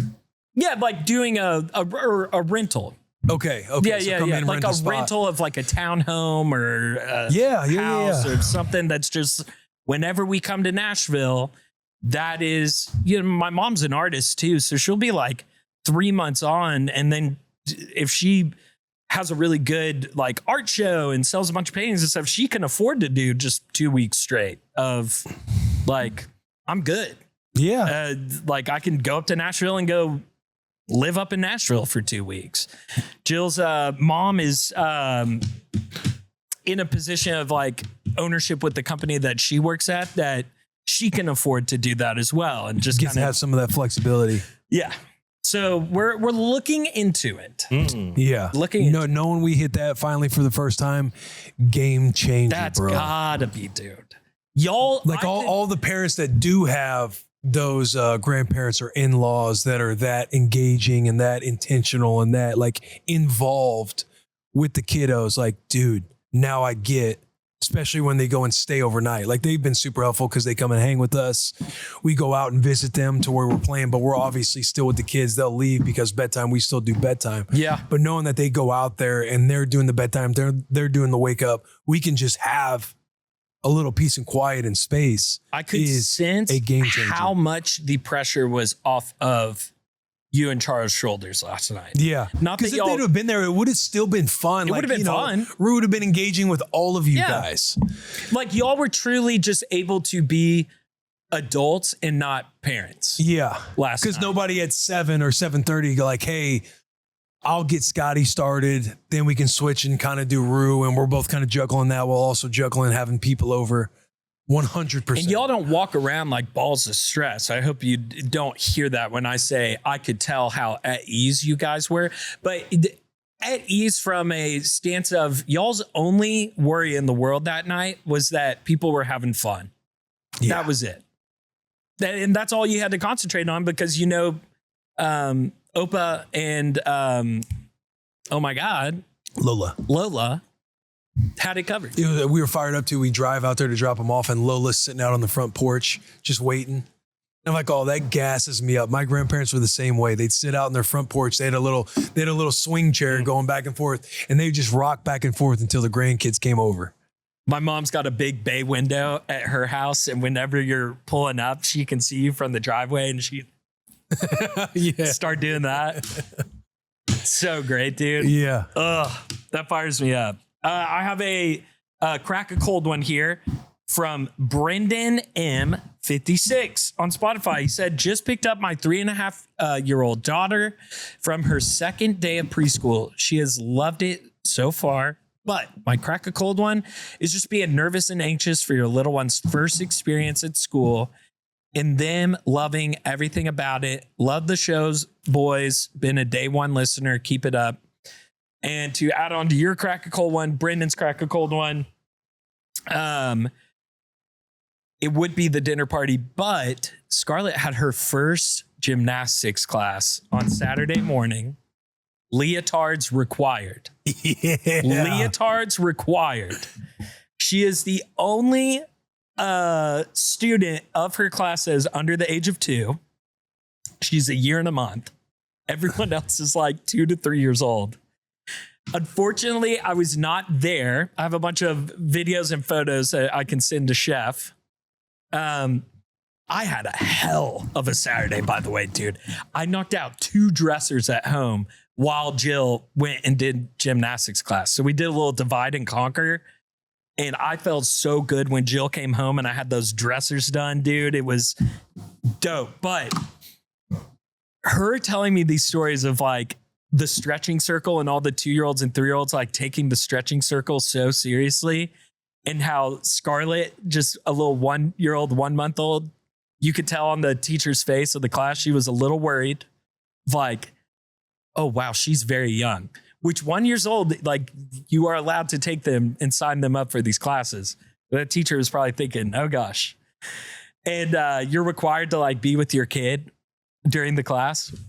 And Jill said that Scarlett just sat in that stretching circle and thought she was the biggest big girl ever. Had no idea what was going on, but knew that like what was happening needed to be taken seriously. It was like watching everybody like doing their stretches and stuff and just kind of sitting there and doing her hands up and down like, yeah. Make the pizza. Jill said they said a prayer for safety. Everybody did their, you know, bowed their heads and like said a quick little prayer of like, keep everyone safe and make sure they have fun. Amen. And just trying to hold Scarlett's hands together as she's like moving around. She has no idea what a prayer is. She's just juiced in her leotards. Unreal. But the videos from that dude were just awesome. And it was a glowing report from the teacher.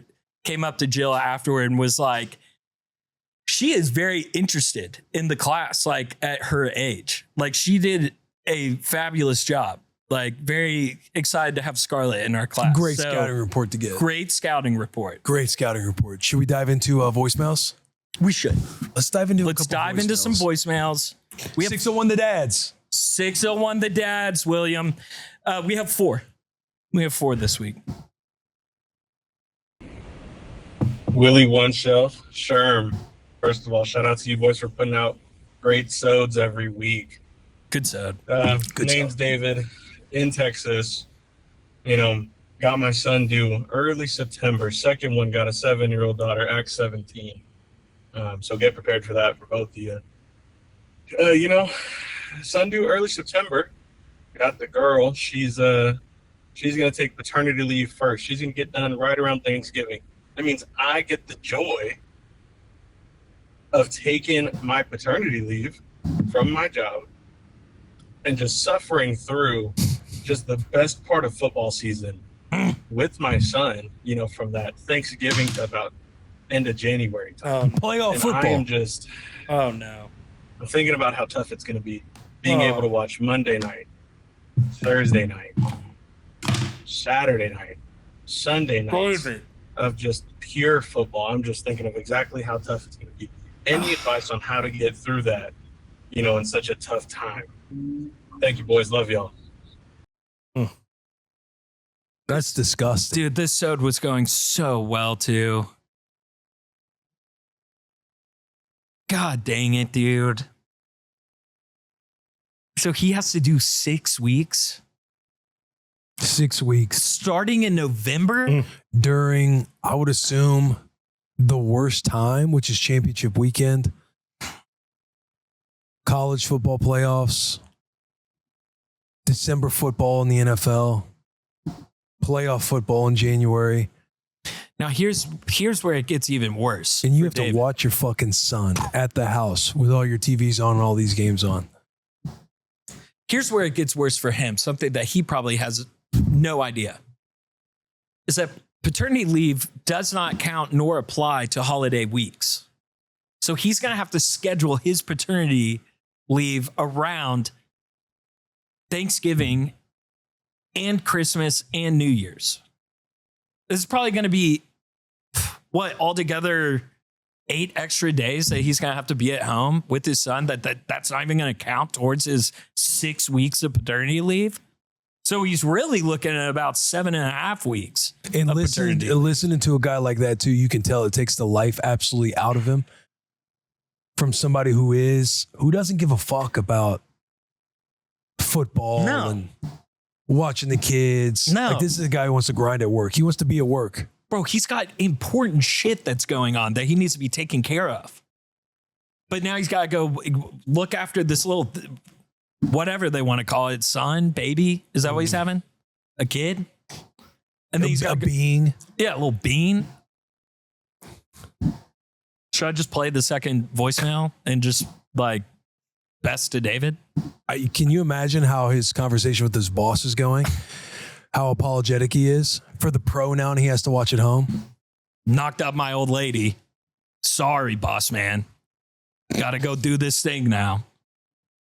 Gutted. Like, when the fuck did we start getting paternity leave in this country? David G, you got her pregnant. Your wife? I know. I didn't know what I was doing. She pulled the goalie on me. I thought something felt a little bit better down there, but I didn't put it together. It's her fault. It's her fault, David. Just know that. And our thoughts and prayers will be with you. Always and forever, my friend. Where in Texas are you from? Love to know that. Who's your team? Who are you cheering for? You rooting for Houston? Go Cougars. What's up, boys? This is Dalton from Houston. I've got 2 under 3, soon to be 3 under 4. My 2 older ones are girls. Hell yeah. Listening to this week's episode, and I have to say, Willy C, you're fucking right. Brushing other people's teeth, especially little people's teeth, fucking suck. Any way that I can get out of that shit, I'm doing. If the negotiation goes well, I won. Listen, all the respect to Charo in the world, but hey, we got to teach these kids somehow, okay? And all you're doing is teaching her the responsibility of getting up knowing you got to brush your fucking teeth. Because brushing teeth sucks.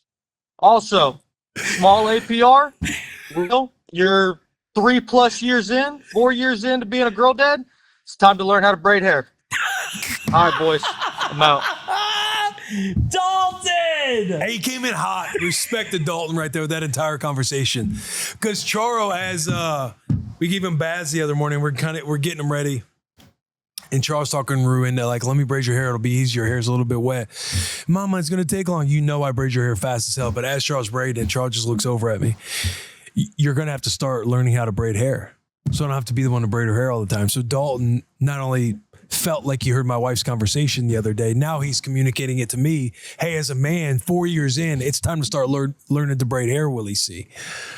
He feels me on the brushing teeth. Anytime you have a chance to negotiate brushing your teeth, especially when they come out of the dentist scot-free. Oh. Like if they had cavities and issues going on and it's an absolute priority, yeah, you can't be missing that. Yeah. But when you got a little bit of leverage and leeway, you can punt a couple of them. Negotiate where you can. But he's also hearing me talk about the hair, the brushing, the hair story and everything else. He's like, yeah, we got to get Willie one shelf. We got to get Willie one braid going. He's saying teach a man to fish, but he's also saying, Willie C, you got to learn how to fish too. Yeah. Yeah. Great phone call. Great voicemail. And hey, what team are you cheering for? Go Cougars or Go what? Cougar Texans. Come on, Tough man. defense, man. Tough defense, man. Forgive Yourself Too is the title of our next one. What's up, guys? I am getting ready to go on a run, part of PT Fit. Nothing like some torrential thunderstorms and sideways wind. Good. Good. Kids are doing well. Just thought of something I wanted to share. It was a thing that came up just thinking about, listening to your all's podcast, thinking about the kids. I've got Riley, she's 6. Girl dad first, and we've got a little boy, Reed, he's 3. They both started school and just how quickly things have changed. Just hold on to the memories, cherish everything. Had a rough time, got onto Riley a little bit too hard, but kids are quick to forgive. So if you've had, just again, a lesson, something, however you want to phrase it, something I've thought about, because I've seen it in the Discord and stuff where people are having hard times with kids, maybe get off a little or go off a little too much on them, get a little frustrated. We've all been there. Kids are quick to forgive. Make sure to forgive yourself too. I'll be safe. I love that one. That's a lesson. He just dropped a lesson in on us on that phone call. That was a good one. That's a really good one. Be able to not kick yourself too much. I struggle with that on a very, very high level, being too critical of myself. Mm-hmm. Got to slow down and be like, hey, all good.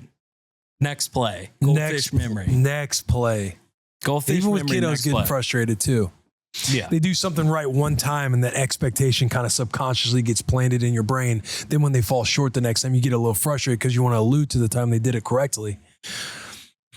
Start having a little tizzy, having a little dust up. And I need to start implementing that because I'm not even really in discipline era of fatherhood.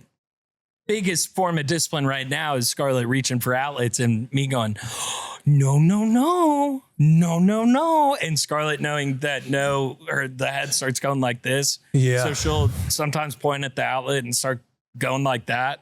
Oh, that's good. Which is good. Because if she keeps doing it, you're gonna have to create the zap yourself.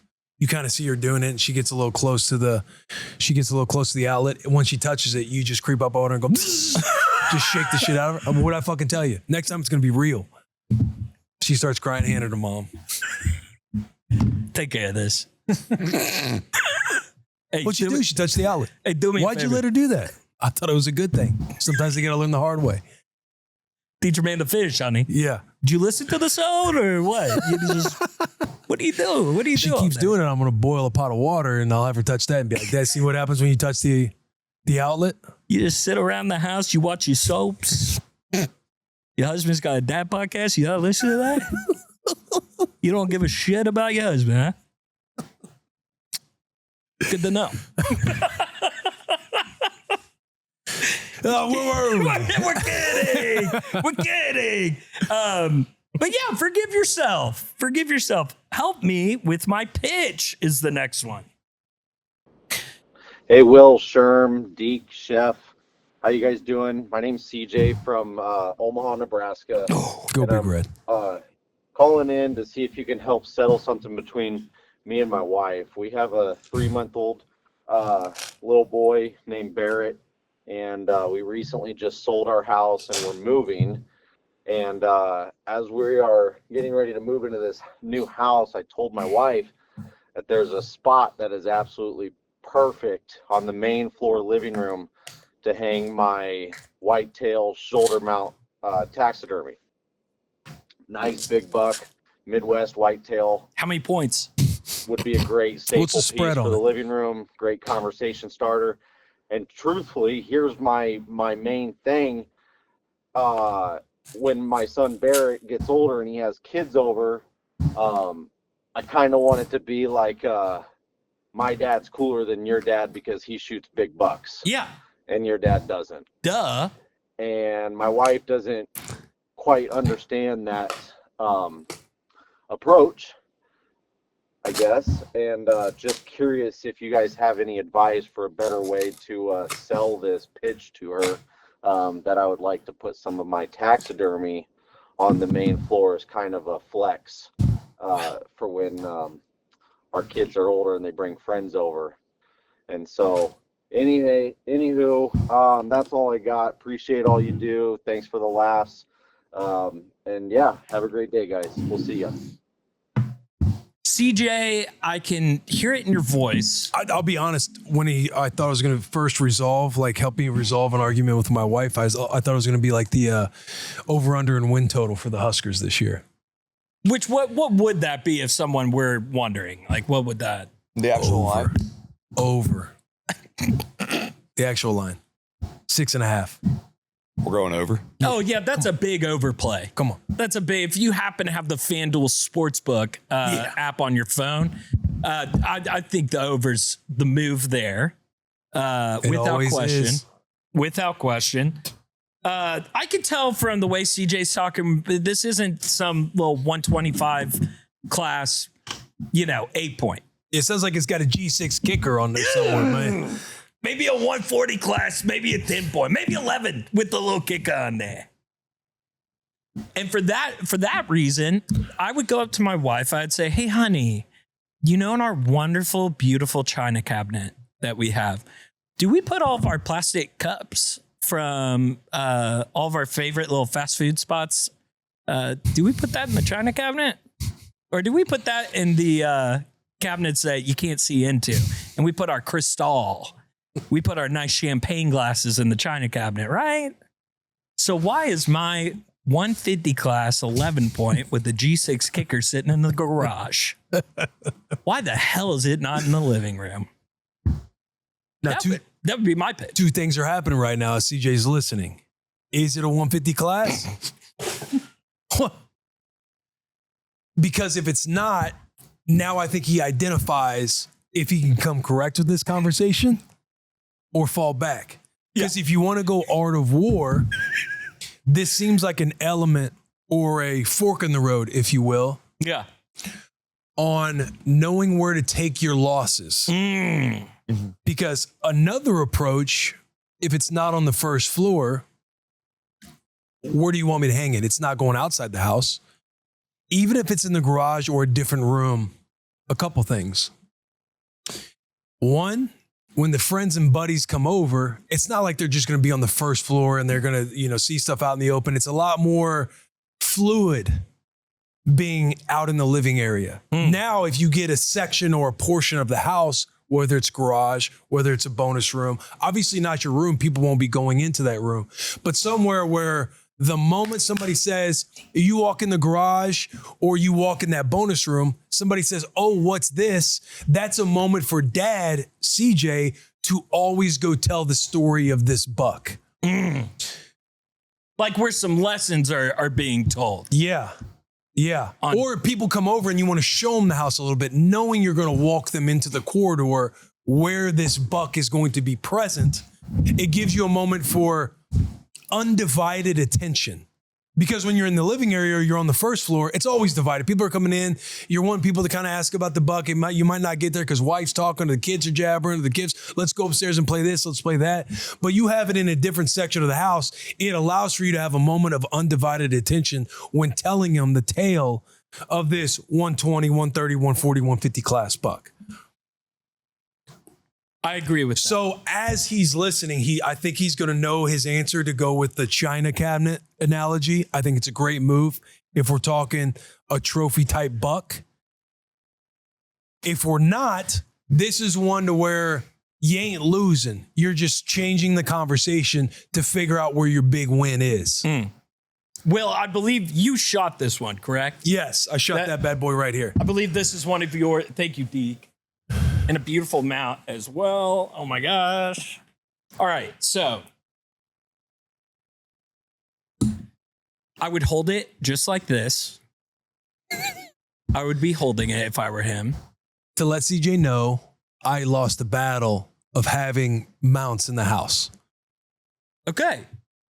Okay. So everybody's learning here. I think everybody's learning here. If I cared about it that much to the degree that CJ sounds, it would have been a much different kind of conversation, much different dialogue. You know, I would have found a spot probably in the garage or somewhere where it's like, hey, sweetheart, I can tell you're stuck on this hill. I'm not going to try and kill you on this hill. How can I work with you? Because it's not leaving the household, but I need it somewhere. And where can we compromise and find agreement? Here's where I would say, trying to put myself in CJ's shoes here. You and I are both girl dads. Yes. We don't have a little boy. CJ does. CJ is trying to show his son and son's future friends this how you do it. This how you get that shit pumping. So I can see where CJ's coming from, wanting to push the masculinity. Honey, we got a little boy. We got to show him the right path. But you can still accomplish all of those goals that you and CJ just said. You can still accomplish them if they're in a different room of the house. Which I fully agree on that, because my dad had like a library study. That's where all of our deer heads were in the study. And when you walked in there, it was like an OD, like, oh, Sherman does a little bit of hunting. Like he had all of them out. And we have it hanging on our locker room set. Oh, somebody's like, who's is that one? It's Willy C. That'd be I. Dropped him where he stood. And and let's say it is a 125, right? What CJ's got. It's not the biggest thing. You say, honey, I think this would go great upstairs in the game room. Something that she's going to say yes to. The example that you said of having the But don't even say it. Say, where can here are a few options I was thinking of, and let her win. Let her decide. But really, she's deciding a couple places you already knew you wanted to hang it. Boom. But honey, just want to put in your ear, when I do get that 160 class that I've been seeing on the game cam with the drop time, I'm thinking right here for that puppy. The one I've been chasing for 3 years, obsessing over with the boys. When I get that one, I think that one goes right there. Get an easy yes. So now we're in. We already have heard yes from the person we're selling to. Let's upsell them. But let's not upsell them with something that's right here in front. It's just the potential for it. And to add on selling the potential, would you be against having another conversation when I take that bad boy down? You allow them to have control of the answer, to say, they're not going to say, yes, I'd be opposed. They're probably going to say, I wouldn't be opposed to it. Right there, you found a lane. We're still building. This is steps at a time. If we're talking legacy, you got to pour into the process. And when she says, I wouldn't be opposed to it, you hit her with, as you're taking this off your lap to go hang it up in your game room, you go, that sounds great, honey. You know how much I appreciate your input. So I would really love to have that conversation when we get there. Who lost? Who lost there? Nobody did, man. The deer. Well, yeah, the deer did lose. Deer did lose. Sorry, buddy. You're going in storage right now. You're going in the storage unit. Thank you, P. That's a great buck, by the way. Great buck, Willy C. Dude, let's rip an email. Your boy, I got to get. You got to go. I have to get rolling. You want to do one email each? How about you just rip an email and then we'll close it out? How long is one of your emails? Yeah, Reed Wills. Because I was about to say this one's like a 3-part. Reed Wills. Which one am I looking at? Which one am I looking at? I messed it up. Reed Wills. Reed Wills. Fun fact. Yeah, Chef. Fun fact while he looks at the email. What's the Patrick Carter? What's your Fun fact, did it in the team meeting, General Robert Nealon, it's not because he was a great football coach, they called him the general. He was a brigadier general, first in World War I, then World War II. He managed key supply lines in the Pacific Theater, and later on became most successful Tennessee head coach. Neyland Stadium was not redesigned. It was designed by him in 1940 to be what it is today, by the way, at the 100,000. When it was only a 40,000 person stadium, he designed it all the way up to what it is now, which is like 101, 923 people. Thank you, Thank Chef. you, Chef. This email comes in from Patrick Carter. And it looks like we got a champion on our hands right here. No. He's got a ring on right here. Oh, dude. Hey, boys, love the pod and everything you guys do for this community. I'm the dad to 4 awesome kids. 10-year-old identical twin girls, Emmy and Ellie. 9-year-old son, Bear. That's 3 kids in 15 months. And 6-year-old son, Bowen. This email is addressing my boy, Bear. Good on you. And trying to get him out of the house for flag football. Shout out my boy, Cole Beasley. Best flag coach in the game. Yo, Cole what? Beasley. Former all-white team. Yeah, dude. Me and my wonderful wife are deep in the trenches of kids sports. Most of the time with 4 kids, we are on anywhere from 6 to 8 teams at a time. So trying to get everyone out of the house to get to games and practice is chaos. End of last season, we were trying to get out of the house for both of our boys' flag games. Told everyone to get ready and head to the van. My wife and I get snacks and chairs packed up and think everyone is loaded up in the van. Yeah. Once I get in, I realize my boy Bear has not made it out of the house yet, even though we told him to get ready 20 minutes before. Okay. I run back into the house and find him sitting butt-ass naked on the floor of his room trying to get his underwear on. I said, buddy, what are we doing? You should have been ready to go. This boy, without missing a beat, looks me in the eyes and says, Dad, I'm trying, but my wiener is just too big to get my underwear up. With every bit of self-control, I was trying not to die laughing. I failed. Once I gathered myself, I told him, bud, it ain't. After we were back in the car, I relayed the story to my wife, and she said I shouldn't have laughed, that it could mess with his confidence. I told her, it's crazy to think I could contain myself in that situation. I'm not that mentally strong. But we made it to the game and brought home the ring. Anything y'all kids have said that just leave you speechless and or laughing, keep up the awesome work, y'all.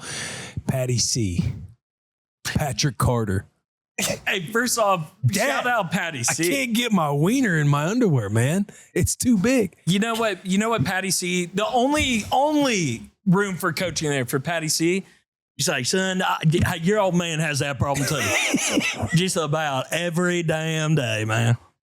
They got to start making different kind of underwear for guys like us. Buddy, you're going to have to learn quick because that's the family curse right there. Yeah. You just like your daddy. Just sounds like you just like your daddy.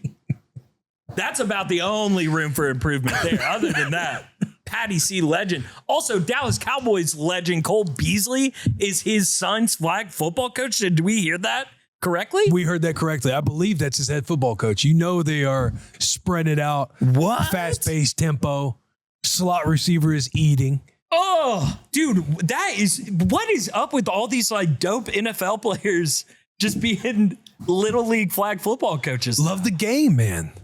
They love the game. I know, but that's so sick. Like, just the idea it's of like that. You don't want all the politics and the profession and the career and the ambitions and traveling, getting fired, like holding onto your ass, blah, blah, blah, blah, blah. If you've made enough, it's like, how can I coach this game? Because I would love to coach the game. Love of the game. How can I do it with all that bullshit pressure that comes with all the things that you can't control, where it's not as much about, it is about ball, but not as much about ball as it is just the purity of the game. You find that in Little League. You find that in middle school. Yeah. If you're lucky, you get that in high school too. Dude, you might actually know this guy because you're a linebacker sicko. Kyle Clifton, Jets legend. He's got most solo tackles in Jets history. No. His son went to high school with me. Kyle Clifton, AKA for me, Coach Clifton. He was my Pee Wee football coach back in the day. I bet he was a badass too. Bro, you want to know the best part about him? Tell me. The gentlest fucking giant of all times.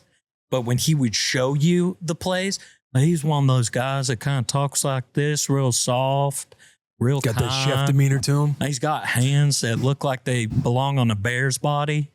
But he would get your pads and he'd move you around and show you, and you hit him right here. You get under the pads and oh man, he still had it in him. And you could tell he was fighting back so hard to like not scare us, 8-year-olds, 9-year-old kids. And he's wanting to get in there and just, And he always said frickin' or effing. Yeah. He wanted to drop the F word, but it was always can't curse. these effing freaking legend. Good sode. Good sound. Do you have a lesson of the week or anything? I don't. Do you? I don't either. We had one from that earlier. The phone call. Yeah. Yeah. We did. Be nice Forgive to yourself, man. Yeah. Forgive yourself, man. Forgive yourself, man. Take out if you didn't take out the trash, Take it out. take it out. Forgive yourself. Sorry, I don't know why I joined in on that. I don't even know what you said. I leaned up to hear Take what out you the said. trash. I said take out the trash. I love that you joined in on that. Felt right. Chef probably just see me. I just come back. Just looking for validation after my fuck up this morning. Hey, big week ahead. Yeah, big week. Big week ahead. You'll Big week bounce ahead. back. So what we'll do is, if you're listening to this episode, it is a Wednesday. Let's go ahead. Let's put in the comments, good luck, Chef. Good luck on the burrito, Chef. Let's get it right, Chef. Because let's say Friday, we'll have a clip out of Chef's. Could be day of. Who knows? Could be day of. After you've already berated him in the comments, you can come back with another comment and say, but also good luck, Chef. It's Chef bounce emoji. back season. It's bounce back season because he will be making a breakfast burrito for, at the very least, this core four, if not people in the office. I don't know to what extent you're going to do it, but you will be making breakfast burritos, it sounds like. I'll leave you with this last little note as a Texan. Colonel Travis wrote a letter to the United States saying that they needed troops at the Alamo. Santa Anna's army was on the march and had San Antonio completely surrounded. No one answered his call to arms except for one man. Chef? Davy Crockett. Where's Davy Crockett from? He's from the great state of Tennessee. What are the Tennessee, the University of Tennessee called? I think we're the Volunteers. If anybody can answer a call to arms, it's a volunteer. Well said. You got this, Chef. Thank you, Sherm. I Got appreciate this. that. We'll see you next week.